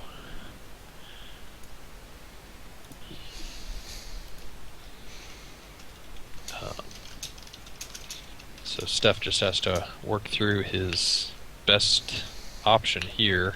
He is gonna possibly take a couple more turns to end it here. I think he's got to take the lead, which takes most of his payload, since he had 22 potion last turn, I think, and probably can't support much more, many more stop cards. I think he had 6 buys, and he can remake something into altar probably, and then he can just end it on estates. Yeah, potentially. Oh no, because he is behind in points in that case, so he needs to go he needs to go for prophecies. But he can just do that if he like double prophecies here, or maybe triples if he overdraws and gains some another gold. But even just double prophesying is perfectly safe, because Game 2 is just completely screwed right now. Mm-hmm. Yeah, Game 2's deck is, I mean, despite the fact that he might still have an okay turn next turn, even if he has an amazing turn next turn, he's going to have a whole pile of duchies on the bottom of his deck.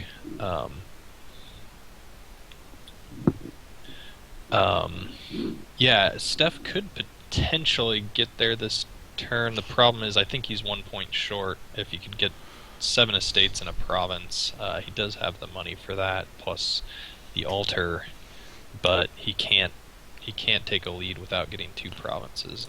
Well, that would make it a tie, except I don't know who started this game. Do you remember? I do not know. We will have to wait until the end of this turn to double check here. But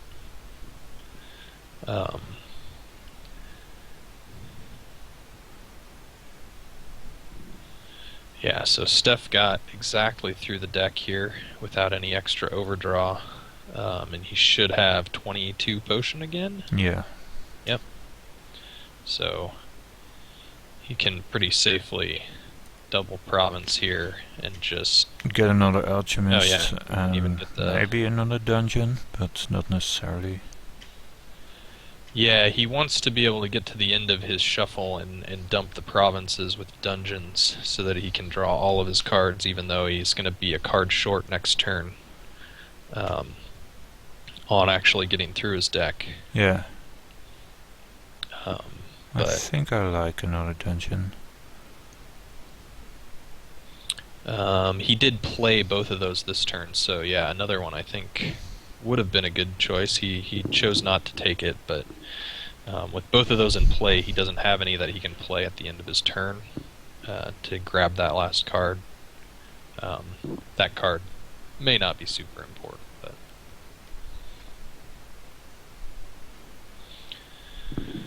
so see what Game Sue's able to draw through to here. We see those duchies showing up. It's no surprise. Maybe he'll remake some into golds. It's just really over. He's trying to run the contrabands He's going out for the contraband part. And he's gonna get 3 estates here, maybe. Except that's gonna just leave a pretty easy pile out for Stef. It's just over regardless.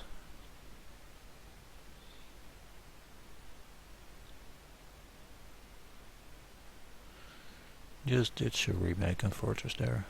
Yeah, you gotta keep all the draw cards, all the good draw cards. And Stef should pretty easily get to enough to... I mean, I guess he still needs a province here. Yeah. Because piling the estates is a tie, but looks like he has it here, yeah. Oh, and he was not short on draw.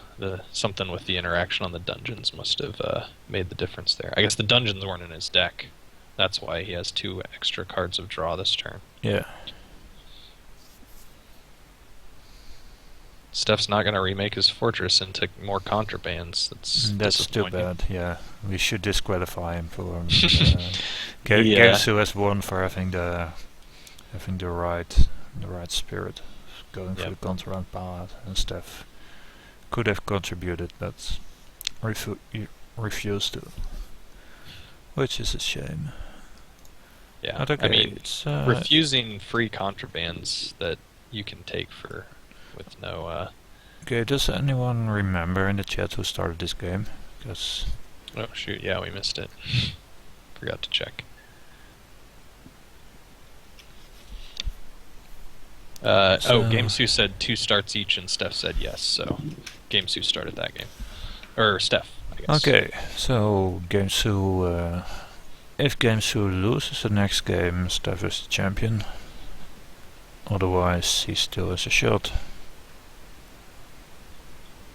Yep, he needs 1.5 out of these last 2 to break the chain of indeed tyranny by Steph and Mixinok. Yep. At the top of the league.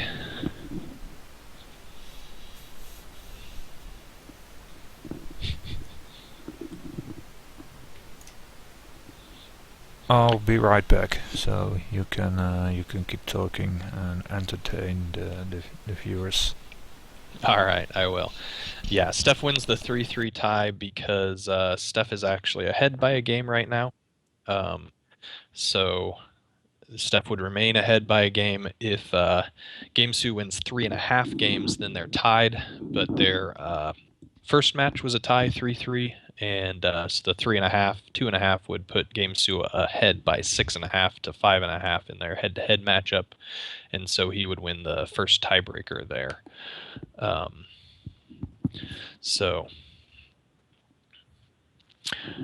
This board is from Chris's Me. So he encountered this board in his Dominion adventures, and we picked it out to be played here for the championship match. I'll take a look at what it is. We see Storyteller as primary draw here, or as the only draw here.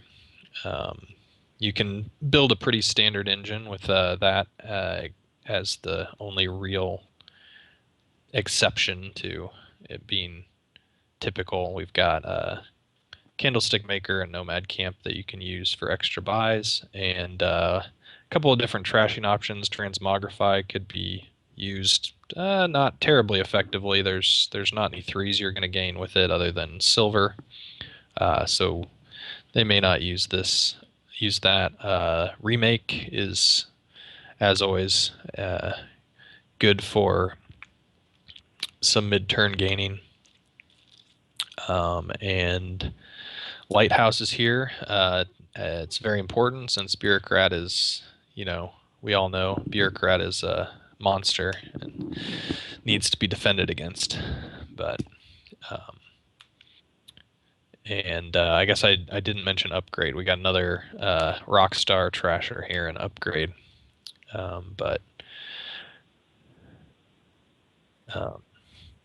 Your payload here is going to primarily be golds, something along those lines. Maybe some Candlestick Maker tokens. I'm back. All right. What do you think about this board? You said something about gold as payload, and that's never something I like hearing. Yeah, we know. But yeah, I'm afraid you are correct. Yeah, and Storyteller is the draw, so you can use some of that payload as draw as well. It's something you have to be a little bit careful about with Storyteller, because if you pay all of your money to draw cards, then you can't buy anything at the end of your turn. And I agree with Steph. There's probably no trick on this board, and it has Scout, which is even maybe the idea is that the cards that are disappearing are getting a disproportional appearance, but that's not even true. Whoever submitted this board should not be permitted to submit any other board ever again, because it's just completely boring. And this is the first time Dr. Steelheimer isn't informing me of. He let me know while you were gone. This was a board from Chris's Me. Okay, well, Chris's Me, you have. Man, I'm going to ban you from the 2017 edition for submitting this terrible board. Obviously, that's not true. Well, no, you can. It's still okay engine. With the Royal Carriage Storyteller, Yeah, Candlestick Maker as by maybe Nomad Camp, but we like to save the really tricky uh, boards that have a something that you have to, mess around with and can't uh, approach directly for Mick. And since he was in B this season, we saved those boards for a future time when we can torture him with them. Actually, we just went through and picked the ones that looked like they would be good representation of some different Dominion games, and didn't do quite as much playtesting as we had in the past when we did this every season. But okay. so they both picked up 2 remakes and a transmogrify so far, and I had kind of guessed that the transmogrify wouldn't be something that was a strong presence in this game because you're turning the states into silvers, which you can do with remake. Basically, anything transmogrify can do, remake can. Well, but you can get rid of the remakes with Transmogrify later on, and you That is a good can opportunistically, just transform something into something you need. Basically, they can't really hurt, so. Yeah, I guess one thing that I didn't think about initially is that transmogrify could be pretty useful in this board with Storyteller acting as your draw, since you have to put all those ugly treasures in your deck in order to make that work, and that makes it less likely that you're going to draw the cards you need at the start of your turn. And so transmogrify can be used opportunistically to turn a gold back into a Storyteller, or vice versa if you need to kick some things off. That might cause our piles to run relatively quickly, so that'll be something to watch out for here.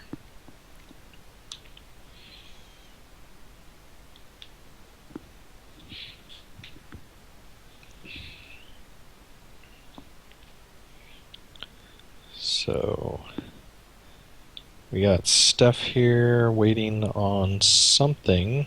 I assume he's going to buy alms. Guess he was making his alms decision before clicking on alms. So yeah, we see him really loading up on the transmogrifies here. Okay, that's sort of surprising. Yeah, I really wouldn't have expected quite so many transmogrifies, but maybe it's just the best $4 card they can buy. I mean, we've got some real rock stars on this board with Scout and Bureaucrat, Nomad King. So maybe it's really just $4 fuel. Well, I would say one Bureaucrat doesn't seem terrible, so especially with Storyteller, you may want some of the treasures. Mm-hmm. But no. Your opponent is pretty quickly, has no green left, so it's not too great. Mm-hmm. Yeah, I mean, gaining a few silvers for Storyteller is okay, but it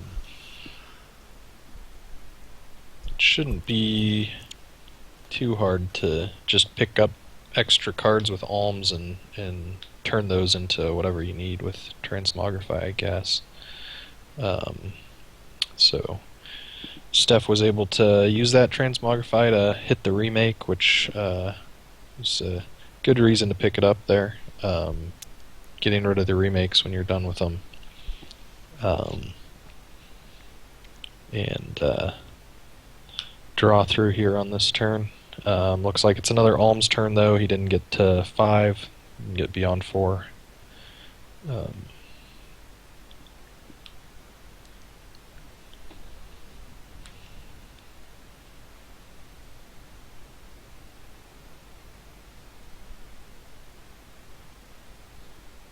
Oh, and Yeah. yeah, the chat is pointing out the thing that I didn't notice, and Steph didn't notice until a little bit later. But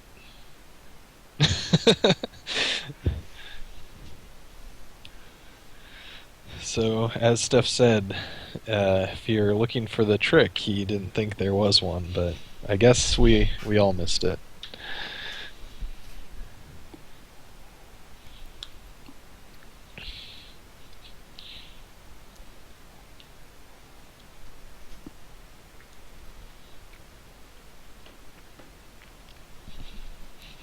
Yeah, if all the transmogrifiers are going to do something useful, then maybe it's a okay board. But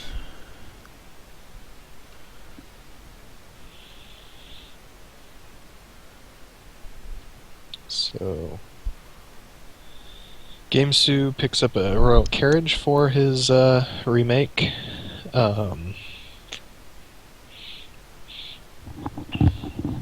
and looks like he might call it on this nomad camp to get to 5 here, which seems like a pretty reasonable idea.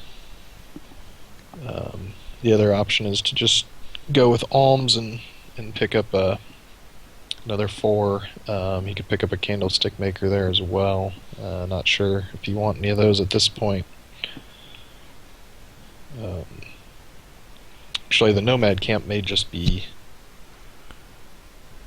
easier to use. I don't know, I guess the candlestick maker has the advantage of not using up an action, but once you're done with your remakes, there's not much else you're going to use that action for, so...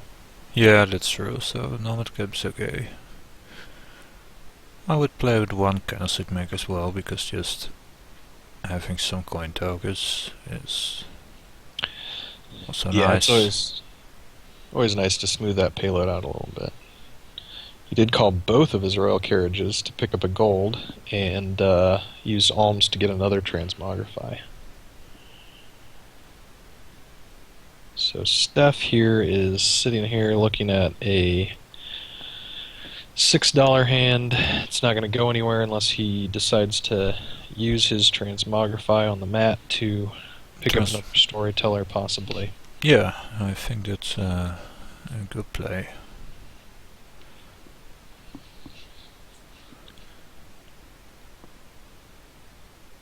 Looks like he is trying to figure out exactly what's in his deck, looking at his last turn here.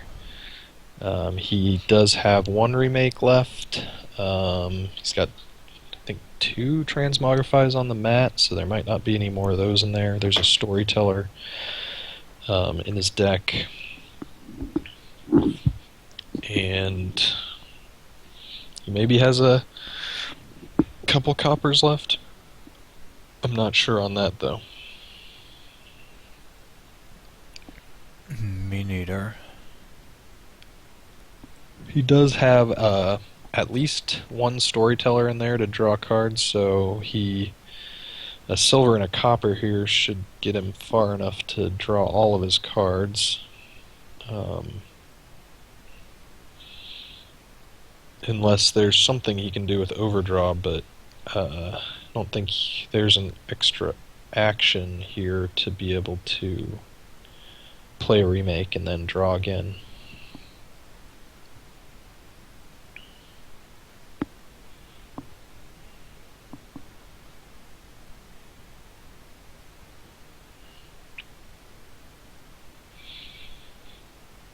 Okay, I mean, this works out okay. He picked up his storyteller. If he wants to draw everything here, he can feed a copper to it here.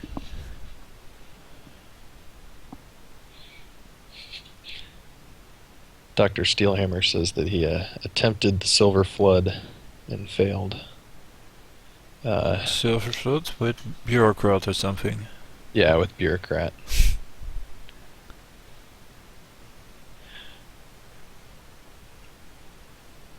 I think that if there was a little bit more opportunity for extra actions here, then the Bureaucrat might, gaining some extra silvers with Bureaucrat might be more viable, but you're really working with only 1 terminal here unless you use Royal Carriage on a scout. I don't know what Or on Transmogrify to set it aside. Because I set, guess set it aside a second time. it happened early in the match where it was used a few times on Transmogrify. Well, not Warrior Carriage, but Farm Room. Yeah. JSH wants to see a bureaucrat pin with Royal Carriage. Yeah, the only problem, a pin isn't really going to work when your opponent has no green cards. Well, you have to give them some green cards with, I don't know what, Ambassador. Just keep one in your deck from last game. Yeah, well, they have to green eventually, so... That's true. Once they have 5 provinces, then you pin them. But... Oh, and Dr. Steelhammer says that you can't call Royal Carriage on Transmogrify because it's not in play anymore. Oh, that's correct. Yeah, I forgot that Royal Carriage has a requirement that the card remain in play. So we got Scout and Candlestick Maker here as options to get some extra actions. Candlestick Maker is probably not a... If you needed the extra actions, which it's not terribly important here, then Candlestick Maker would be the way to go, I think. I think so too. I would like one regardless. Titan Drake says that you can break the bureaucrat pin by almsing a nomad camp, so that you only have 4 green cards, and then alms a scout to break the pin. Couldn't you just wait, let's see here. I don't know, how does the scout work? You would still have 4 green cards in hand with the scout. Yeah, that doesn't really work. Well, but as long as you have the scout, then I guess... Yeah, so that does work. You alms the nomad camp, and then you have 4 green cards in hand. Well, yeah, how do you get the scout? Oh, Traveling Fair. There we go. He didn't say Traveling Fair. So with the Nomad Camp, you can buy Traveling Fair and then alms a scout and top deck it. Then you can pick up the green cards and get out of the pin. It's working. All right. Been ignoring their play here for a little while. Looks like they're doing the things that they were doing previously. GameSue's picked up another gold on the last turn. Stef got a gold on his last turn. Looks like they both have 2. So, I mean, they're building this storyteller engine in a pretty straightforward way. Stef's gonna make use out of his second remake here. Turns it into an upgrade. Upgrade could be a nice card here with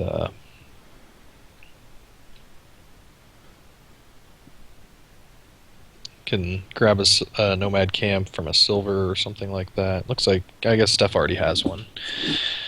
And he's picked up a candlestick maker as well. Yeah. So that looks like a little bit of a difference between their decks. GameSue has a couple of royal carriages, and Stef doesn't have any of those. Stef has a candlestick maker, which will help him smooth things out with those coin tokens a little bit. He has the upgrade that might be able to give him a little bit of flexibility at the end of a turn. He may also choose to transmogrify it here into either a storyteller or a gold. Yeah, that is a good point. This hand he's looking at isn't very good for starting out his next turn, so I think that picking up a storyteller might be... And he definitely wants to do something, because just provincing every turn is going to make him lose. Yeah, it'll be interesting. I don't know that the game will last long enough for him to get a lot of coin tokens built up, but if it was going to last long enough, he could probably pull off being able to grab that extra green card that GameSue doesn't have the payload for. But he can also use upgrade on like Nomad Camp for Duchy at some point, Mm-hmm. or use Game- Transmogrify. Yeah. GameSu also has the. I mean, he has a state that he hasn't managed to get rid of, which is a tiebreaker point at this point. But he also has the 2 royal carriages that can get him 6 coins out of that nomad camp, and a lot of buys, and that could be a good way for him to position for a final turn, pick up a couple extra points. But they're probably going to go somewhat deep into the duchies. They haven't really gotten close to double province here, so there may be some jockeying back and forth with the duchies here once they get the province pile low. Yeah, one play that I only think of now is if you have a bunch of Transmogrifies on your mat and you have province in hand, then you can just mill a bunch of provinces, and which can lead to an unexpected pile out if you have enough to end it. Yeah, that's true as well. So we could definitely see that happen. It looks like GameSu doesn't have any of his Transmogrifies down now. Some of them have ended up in the trash, so I'm not sure exactly how many each player has.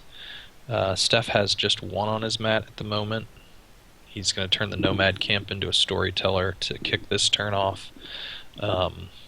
And he has 1 other Transmogrify. So Stef has 2. He could mill 2 provinces. There's 4 more in existence, but I know at least 1 has been trashed. There might be 2 in the trash. So they may be sitting on 2 each. So yeah, they will have to watch out for that. Being behind here is something that they probably want to avoid doing. GameSu doesn't have any on his mat right now, so Stef is safe for the moment, but I think Stef can upgrade Silver into Nomad Camp and play Storyteller, and then he keeps his same coin stuff, but okay, he's going for golds. Yeah, so turn that Storyteller into another gold and used his token. He may be trying to get to the point where he can buy 2 provinces, which would be... I don't think that's too likely when you keep using Storyteller as your draw. Yeah, because he had just 7 last turn, and it's harder to draw the deck now because it contains an extra green card. Yeah, so maybe he's just trying to keep himself with enough payload to get to 8. He is gonna have to figure out a way to make up that estate point if I think GameSu has a province in hand now, and he has Transmogrify on the mat, and also 2 royal carriages, so I think he just wins next turn. Unless Stef really pulls something off here. Yeah, I mean, if Stef has the awareness of that possibility and doesn't take this province here, I don't know if that's even... No, but he can just get 2 provinces by royal carriaging. Oh no, that doesn't work, right? Oh yeah, no, you can't royal carriage. No, that was just City, yeah. So if Stef takes a province, then it's over. does have a win in hand. But if he can anticipate that, which might be a little bit hard, that Transmogrify play is not terribly obvious. I think Stef should have. Yeah, he's just going for double duchy here. That's double duchy. That's okay. But I also think he should have maybe upgraded the Transmogrify into a duchy. Not too sure. Yeah, I mean, putting it on the mat does give him the same kind of possibilities. It looks like GameSu is going for it now, which... It's interesting. Is a bit strange. Yeah, it's an interesting play there, because he can... Oh, he thought he could call the royal carriage. Yeah. Gamesu says that he says, "Oops, can't call a royal carriage now." Yeah, Yeah. so Yeah. calling a Yeah. card is not playing a card. So Yeah. uh, So that's so probably yeah, that's cost him the game because, well, he needs to not buy a province now. Then he can then he still has a chance. yeah. So he can play his turn here and potentially double duchy like Steph did. Yeah. Stay in it here. Steph has Transmogrifies on the mat. Gamesu doesn't know this, but he doesn't have any in hand, so he can't threaten the pile out on the provinces. So he is safe just going for the play he should need. He should end up just getting a couple duchies here. Yeah. Assuming he can find enough money. He is a little... Well, he can call royal carriages on the nomad camp. Yeah. So He can do it with what he's got in hand right now. With the royal carriages.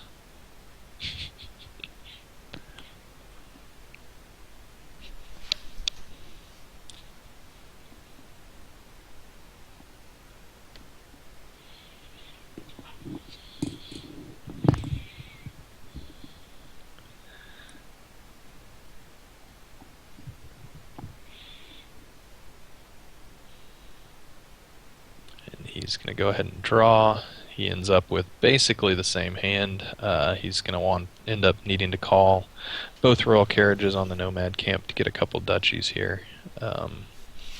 He did get some green cards off the top of his deck with that draw, though, so that's probably better off than... Oh, he's considering calling a royal carriage to play Storyteller again.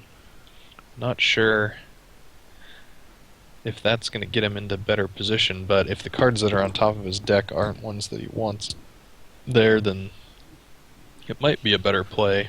But I suspect there's a Storyteller and just money in there, so... yeah, I think it's he wants to keep it this way. Yeah, I think he wants to keep those cards that he's got on top and go ahead and just get the two duchies. Yeah, that sounds good. And then, I mean, he has to play assuming that Steph can't transmogrify a province, which he can't, so then we'll see where Steph ends up next turn. That estate point might still end up putting him into a good position. Who started this game, by the way? I forgot. Looks like Gamesu went first on this game. Ah, yeah, I see it in the log now.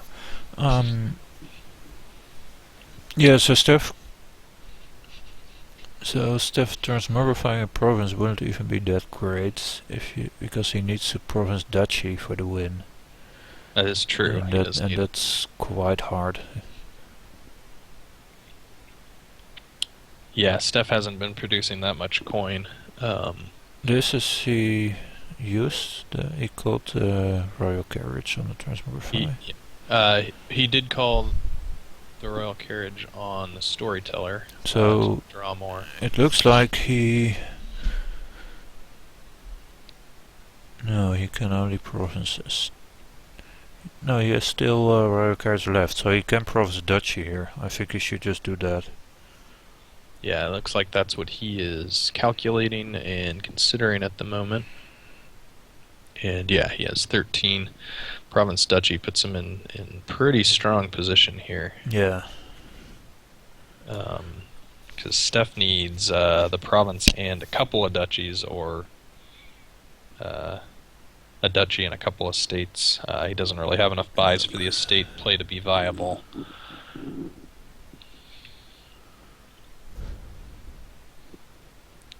And he's going to need to call a Transmogrify again to kick this turn off. We'll see what he decides to do on that front. Yeah, Gamesu just has this, right? Because he has to win in hand next turn. So Steph really needs to province duchy estate for a tie. And Oh yeah. Yeah, he's got Transmogrify on the mat and province in hand, so...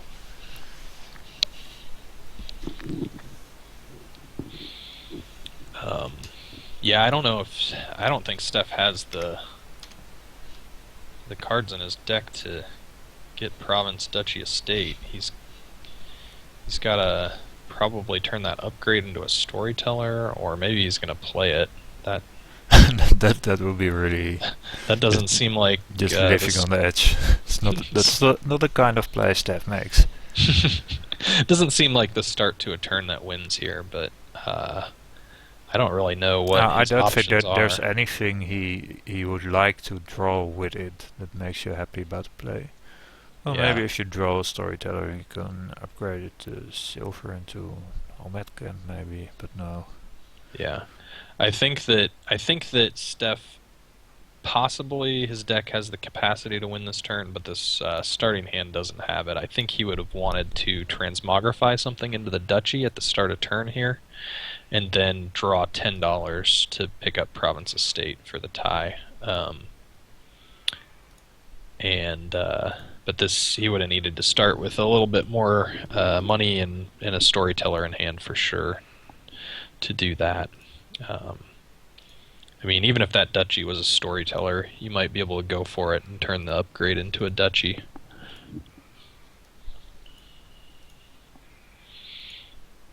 But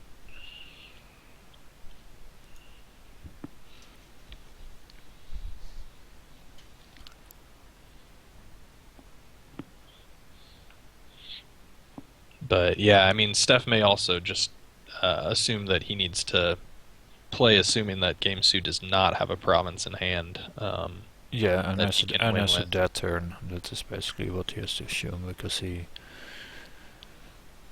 Yeah, Uh, yeah. I think Steph will probably play to GameSu not having the win here and go after a couple of duchies or something. He may even just turn this upgrade into a duchy. Yeah, that's what he's going for here. He's going to take a coin token, pick up 2 duchies, and hope GameSu duds, which we can already see he's got the win. So this is the end of this one, and it all yeah. comes down to this final match. He didn't. He didn't trust the province, but transmogrified the Rara carriage for gold and bought the province. Well, that wins too. So It's we true. are going to the wire, down to the wire for the last game. If Game 2 actually has the He only has to advantage tie now, this. so he only has to tie it to win. So Steph on the back foot here. That is correct. So Steph, this is a must win for Steph now. Last game, and the board will surprise me as much as anyone else.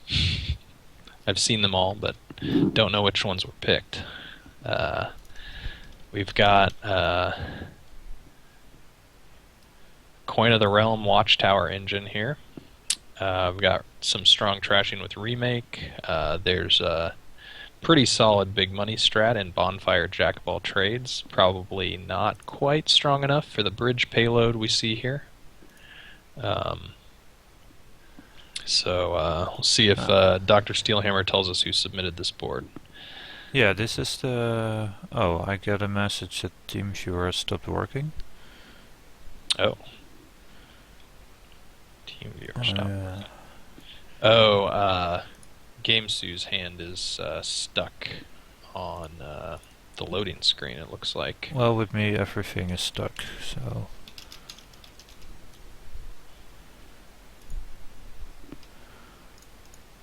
Maybe it's.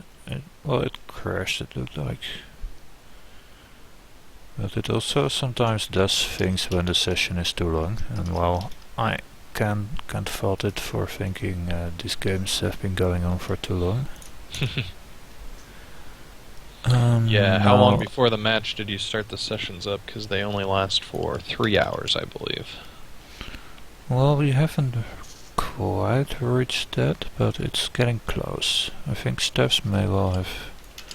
No.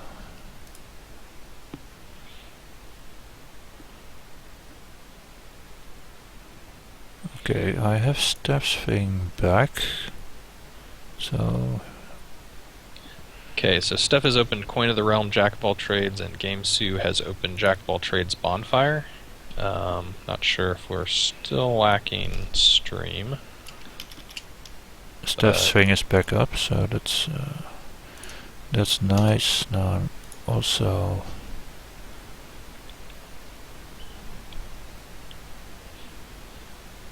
looking to get GameSue back. Yeah, it looks like we got GameSue back on the stream. Or no, that's Steph's hand duplicated. Now it's back. Alright. So, yeah, they're both sticking to some jack and money so far. So this may be a quick one if they decide to stick with jack, although we see Steph considering a remake now, which might pivot into turning those jack silvers into some bridges and trying to go for a big turn here. Yeah, remake, bridge, bunch of peddlers, watchtower for troll. I can see this working out, engine. Yeah, Bonfire Jack is really fast, but this engine has a really strong bridge payload, so even if the big money strategy can get a lot of green before you go off, those bridge turns can score a lot of points. And there's also harem for extra VP. Yeah, there's a few extra VP on the board with harem, so... and by the way, this game was run into by Dr. Steelhammer himself, and he specifically asked me not to ban him. Well, I don't know. I'm not sure whether such a request helps or hurts your case, but I'll take it into consideration. No, it's quite an okay board. Let's not pretend it's not. Yeah, so we saw Steph pick up a remake last turn. I expect to see him make use of a remake to turn some silvers into bridges, maybe some scouts. Scout's a good card.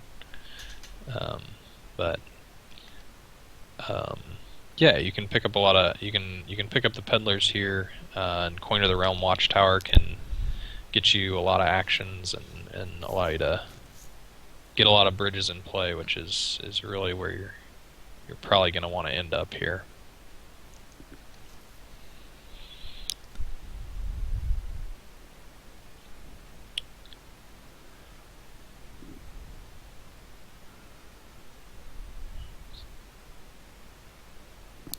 See what GameSue chooses to do. He's picked up a bridge.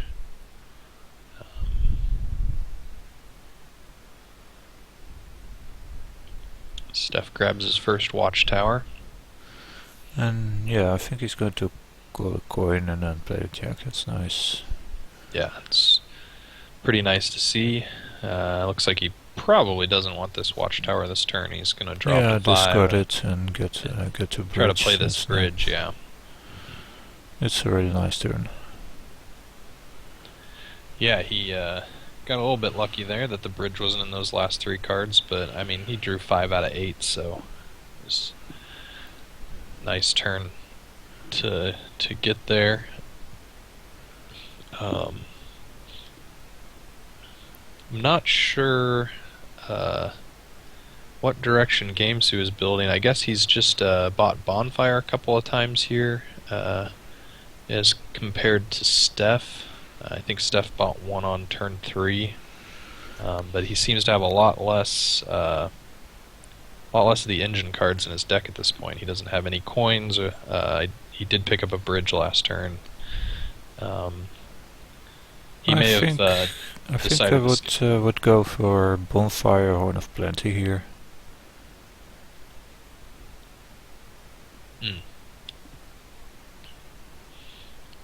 Even though Horn of Plenty doesn't really work with Watchtower, you are quite limited on extra gains here, so I like at least playing with 1.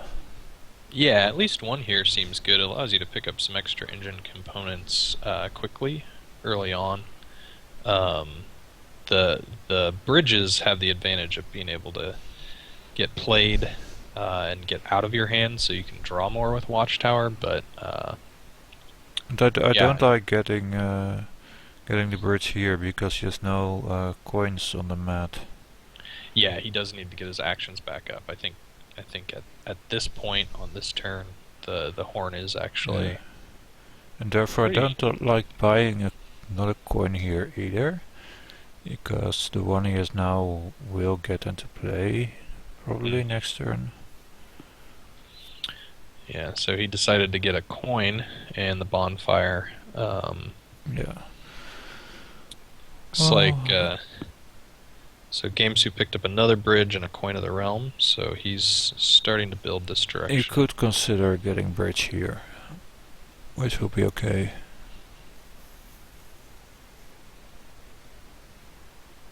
Yeah, I think another choice is potentially another bonfire there, since you got 2 coppers in play, but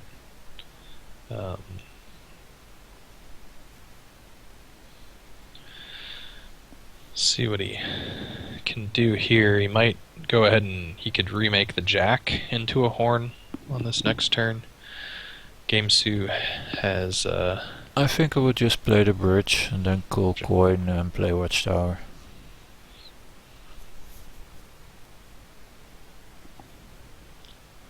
Yeah, that's what he's doing as well. Stef agrees with you.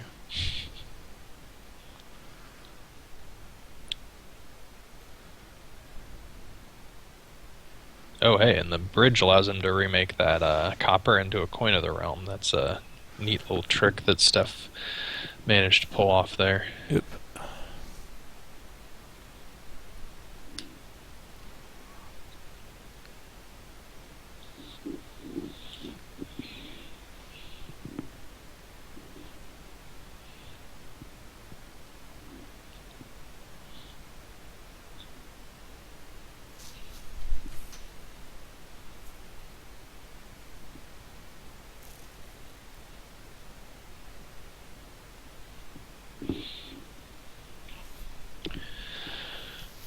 Gamesu gets 2 bridges in play this turn. That's a good turn for him.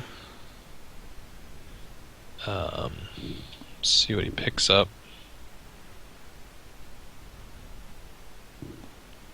Oh, what the...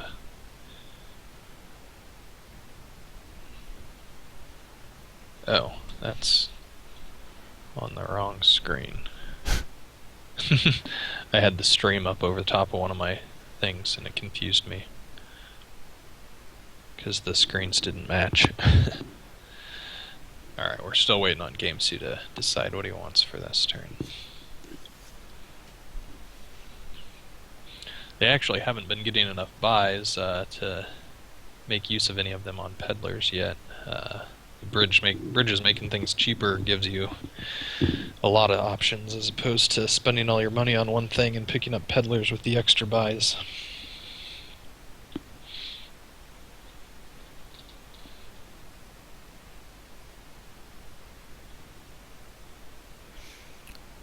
Yeah, I think the coins are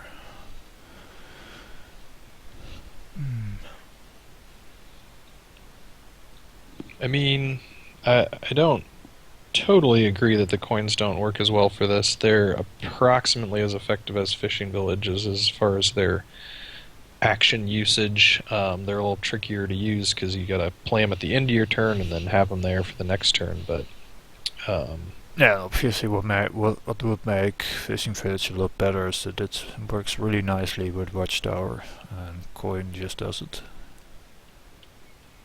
yeah, it's a little trickier to use. But as always with bridge turns, you only need one. So.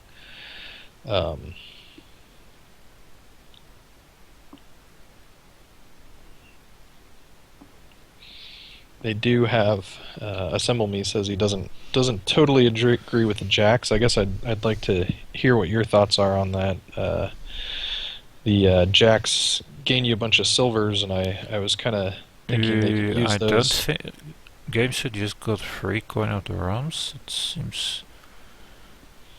Well, I'm not sure how many he was having, but it seems a bit excessive to me. Is that a denial play potentially? It's interesting. Did he end up with 6 of them with that play, or is that 5-5? It is kind of an interesting thing to see.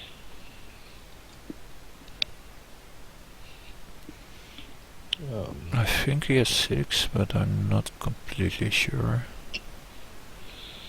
Yeah, so he's picked up another bridge and a watchtower, and Stef, meanwhile, just bought coin and watchtower last turn.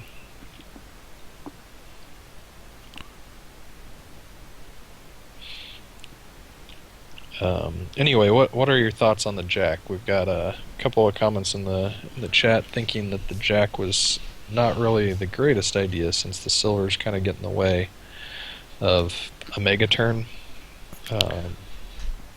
Well, you will never find me being opposed to the idea of silvers getting in the way.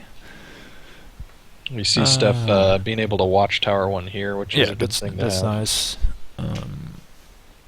Yeah, I'm not too sure about either. I would have gone with just remake, I think.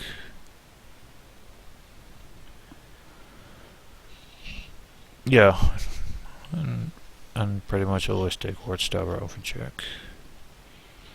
Yeah, and I guess I think the one thing. No, that's not true. Never mind. One thing that makes jack a better option in some cases is when you have a lot of 4s or even 5s that you want to be able to remake up into in this kind of a situation. But there's just not enough bridges to turn all your silvers into bridges, as we can see. I don't think that's even happened yet, and there's only 2 left, so...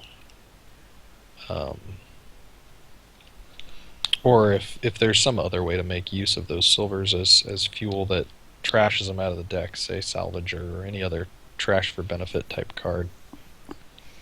I think Stef's considering remaking silver and watchtower into the bridges, and then buying a watchtower. Ooh. Oh, now my... Did we lose Stef? Did yeah, we run out of time? Yeah, I think his team viewer now quit because he has run into the 3-hour limit, which indeed we started around this time 3 hours ago with Stef, so... Yeah.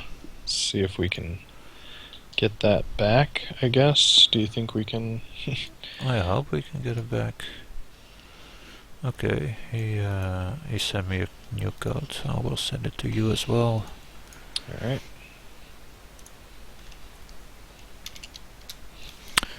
And then...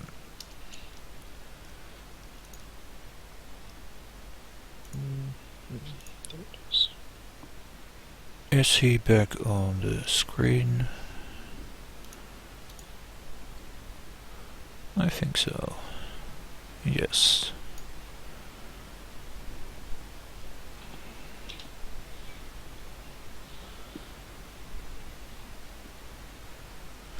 Okay, I am back in business. Stef is top decking a watchtower, and did he do with that remake? Did he play that remake? Looks like he decided not to play the remake. He played another bridge. Okay, that's... and top decked a watchtower and a peddler. And he's got... And he's not buying the remaining bridges. That's interesting. Well, he could still do so, of course. Yeah, he's still got a couple of buys left. He's trying to figure out how many bridges he has already, perhaps.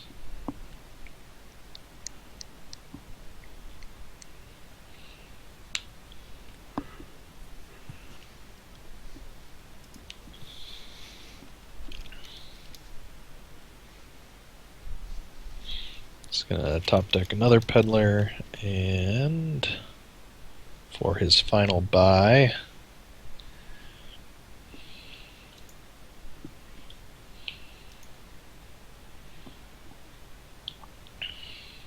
All peddlers. Okay. So Steph thinks he has enough bridges. He did have at least one in that in his draw pile here.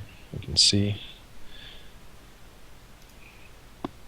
Gamesu had a little bit of a dud turn here, but gets a couple more coins on the mat.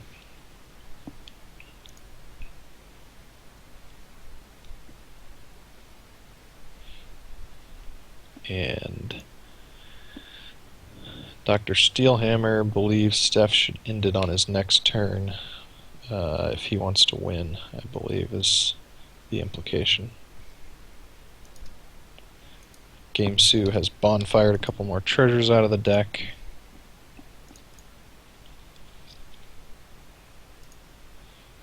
Steph still has kind of a lot of stop cards here.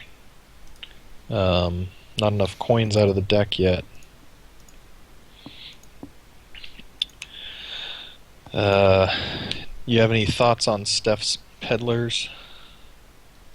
JSH thinks he might have bought them for the money. Yeah, for sure. And I think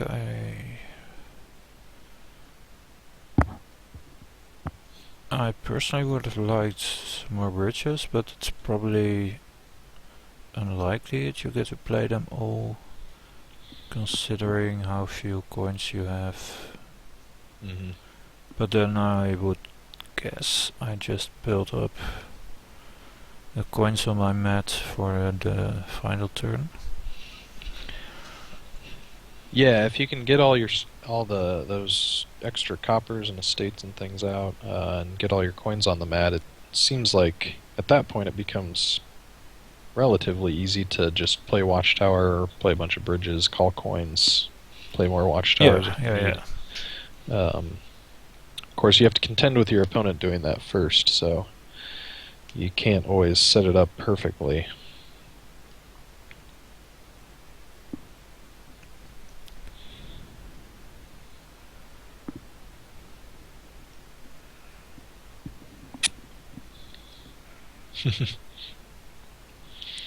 He has a bridge in place, so he can't remake that copper right now.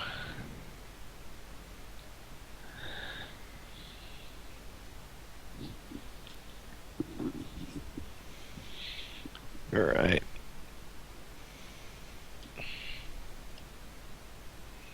Steph is going to go ahead and grab a province here.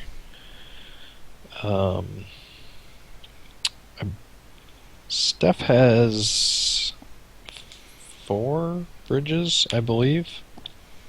He might have 5. I think it's 4 each on the bridges. I guess so, yeah.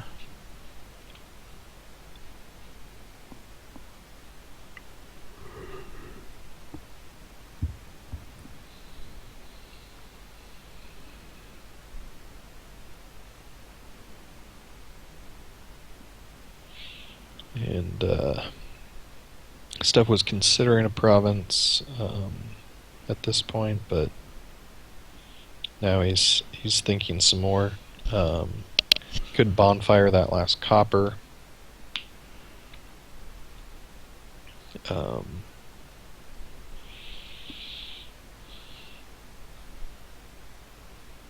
Taking some initiative on scoring points is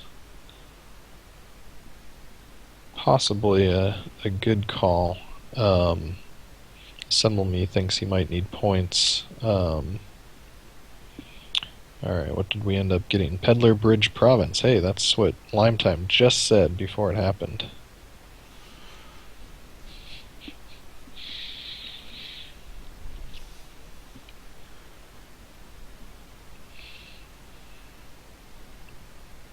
So, Gamesu has a turn going here now.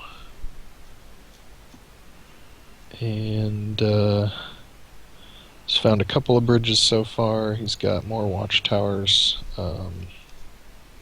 He's considering trashing one, maybe. Not sure.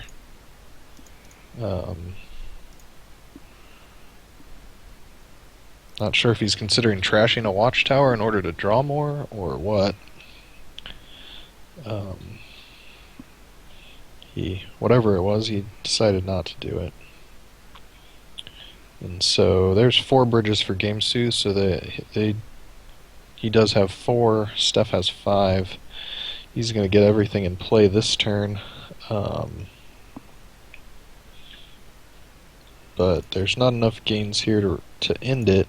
Actually, Stef must have been pretty deliberate about that. There's 6 gains there. Also, it would need a 7th to get some points. Actually, 8 even, since Stef has state left.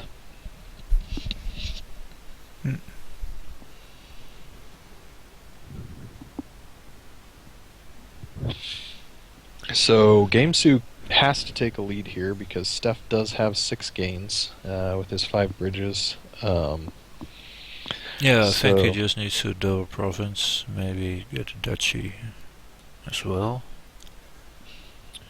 Yeah, so if he double provinces, he still can't take that bridge because Stef would be able to use that gain to pick up a province and win. So yeah, the duchy might not be a bad idea. He's kind of behind initiative on the greening here, so it's going to be a little bit tricky to pull back ahead. If Stef has a bad turn, though, that could put him back into it here. I think a single dud from either player would pretty much be an instant loss at this point.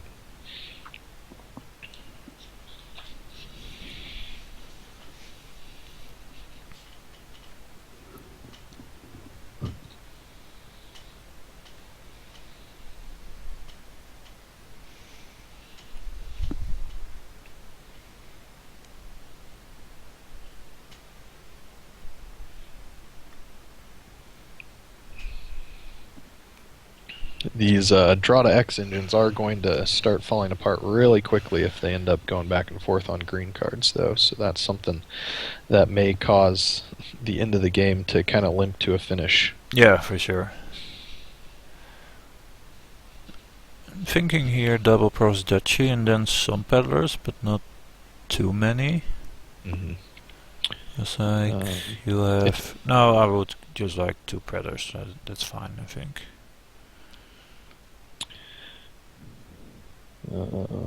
He is I'm not convinced getting a by harem. the harem. That's just super weird.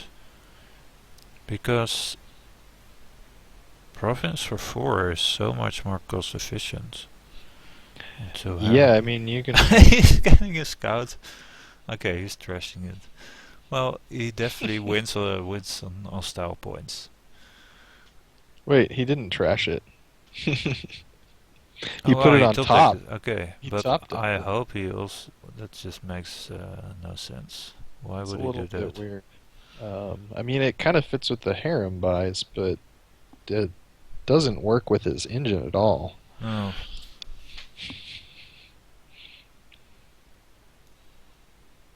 What is he It saying? says the scout is for the psychological impact. Let's see. But it may also just lose him the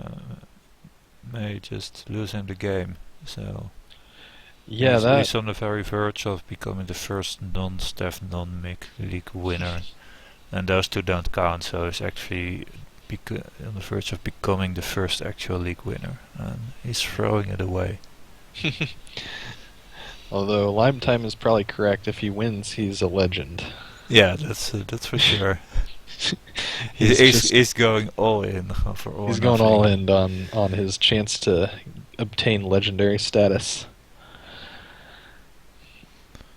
So Stef can draw 1 card here with a Watchtower, and DG said that he kind of sees Game Sue's thinking that the decks are going to fall apart pretty quick with the green being added, making the Watchtower draw less functional. But and JSH points out a good point. This is the last league match that Scout may be in. Or so you have to go for it. You have to make it work.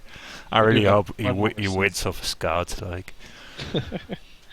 yeah, Yeah, we've got one more season that Scout could show up in, but I mean, this could be the last Scout buy of the Dominion League in all of the Dominion League. Like, got to take your chance at being that guy. Although, if Steph has a winning turn and can buy a Scout, then he would get the last Scout buy in Dominion League history. He could steal it away.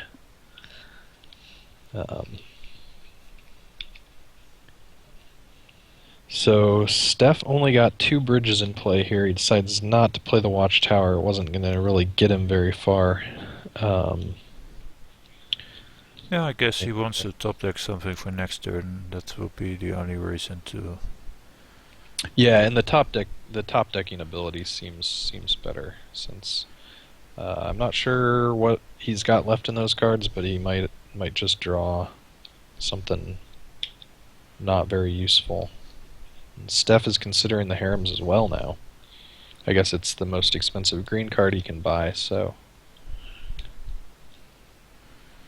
Yeah, if the game goes on for a bit, they're definitely preferable over duchies. But Yeah. I don't think you want to over province like Games did. Mm-hmm. Oh, and now he lost. No, Game 2 is gone. That's annoying. I think. Oh man, now we're missing his awesome scout. He revealed Duchy Province Bridge Harem. We can see in the log, and he drew Duchy Province Harem. That was a rock star. That was nice, nice. Except now his Watchtower can't draw any cards. Man, don't spoil it with such facts. I mean, be like Donald Trump. It's the greatest draw. I mean, it's the greatest. It's tremendous. Yeah, it's the most it's the best. Scout. He's the best. This scout is the absolute scout. best. He's the most bigly draw I've ever seen. Absolutely.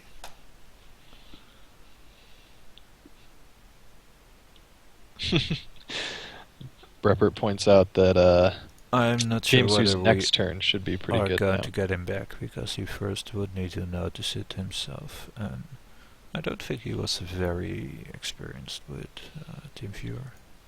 Yeah, I think it might pop something up and tell you that your meeting ended, but I mean, we can survive without it if we need to, since we've still got the main screen here.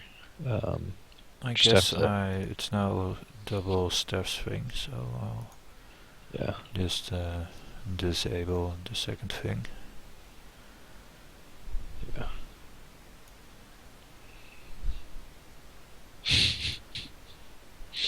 Got a lot of Donald Trump jokes going on in this chat now. It's, good time.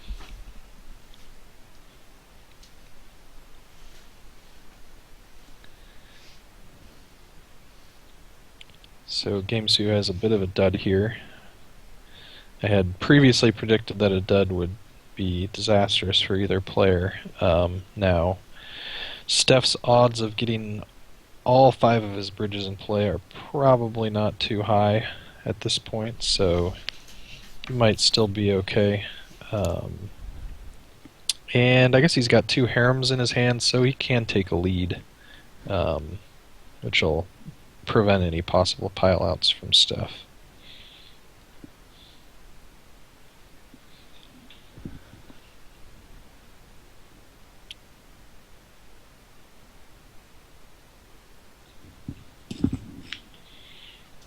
He has 3 buys. Probably goes for province. I don't know, he could get double harem instead. Yeah, but why would you? I'm not sure. That would also allow Steph to pull out on bridges and harems. That's true. So, you can't do that this time.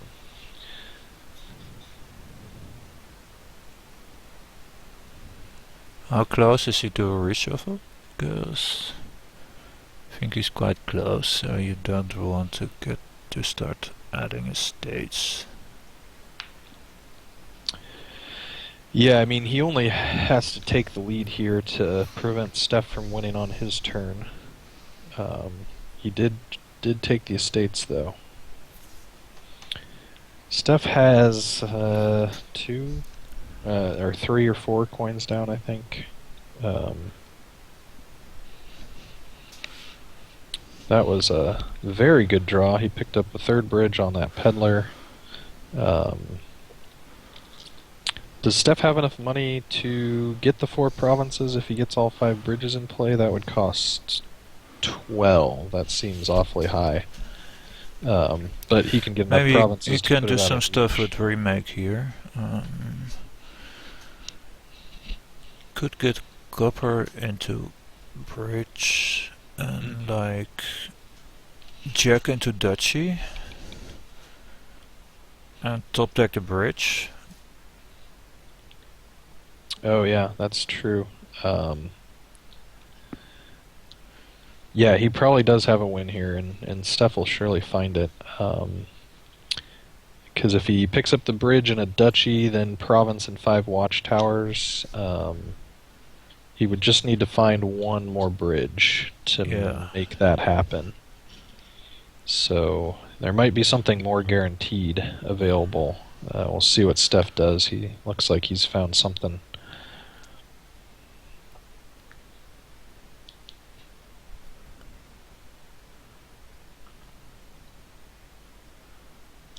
You could also take the jack into a horn and then play bridge and horn and buy one province. No, just the province is not enough. Yeah, he is But taking the horn. he's taking the horn, which I think is correct. Oh yeah, he might be able to buy the duchy. Does he have enough gains though? Yeah, he has 5 buys in the horn. And that... No? I'm confused. I think he's a gain short? No, you can just buy the harems for Oh, 10 points. the harems. There you go. You can gain it and then empty them. But does he... Maybe he doesn't see it. Oh, he's looking at the estates now. That's just really weird. Um, He has to yeah. win with harems. Yeah, he has the harem pile out. I was thinking province and 5 watchtowers, and he was a gain short, but he can horn gain. You can a harem. empty the estates, but that's just... Yeah, that's a tie, right? Yeah. And, So- and then he loses the championship match, so that's just... that's no Yeah. good for him. So yeah, I think Steph should find it here. DG Should says he? he's 1 coin short, but he isn't. Yeah, you can 'cause get you can gain can with horn horn, and gain then he here. has 8 for the Yeah. remaining 4. Yeah, 1 coin short of buying all the harems, but he can gain the first one, and then buy 4. Yeah, he found it. So here it is, Okay, and that's the well, game. it took him way too long, but okay. Take it back. Congratulations, and also big thumbs up for Games 2 for letting it go down to the last game and almost putting it off. Maybe the scout screwed you over, but then again, you can never fault someone for going for the scout. So He tried to do it with Scout, and we can't blame him for that. So, congratulations to Steph for winning Dominion League season. Is this 18? Is that right, or is I it think it's 17? I think 17, yeah. I think. So, we will have one more league season starting after the championships are about finished. I think the date is posted on the forums. I don't remember when that is. That'll be the last season on the Making Fun client. And then we will figure out what we're going to do with the new client in the new year once that is up and running. Okay, great. I'm looking forward to it.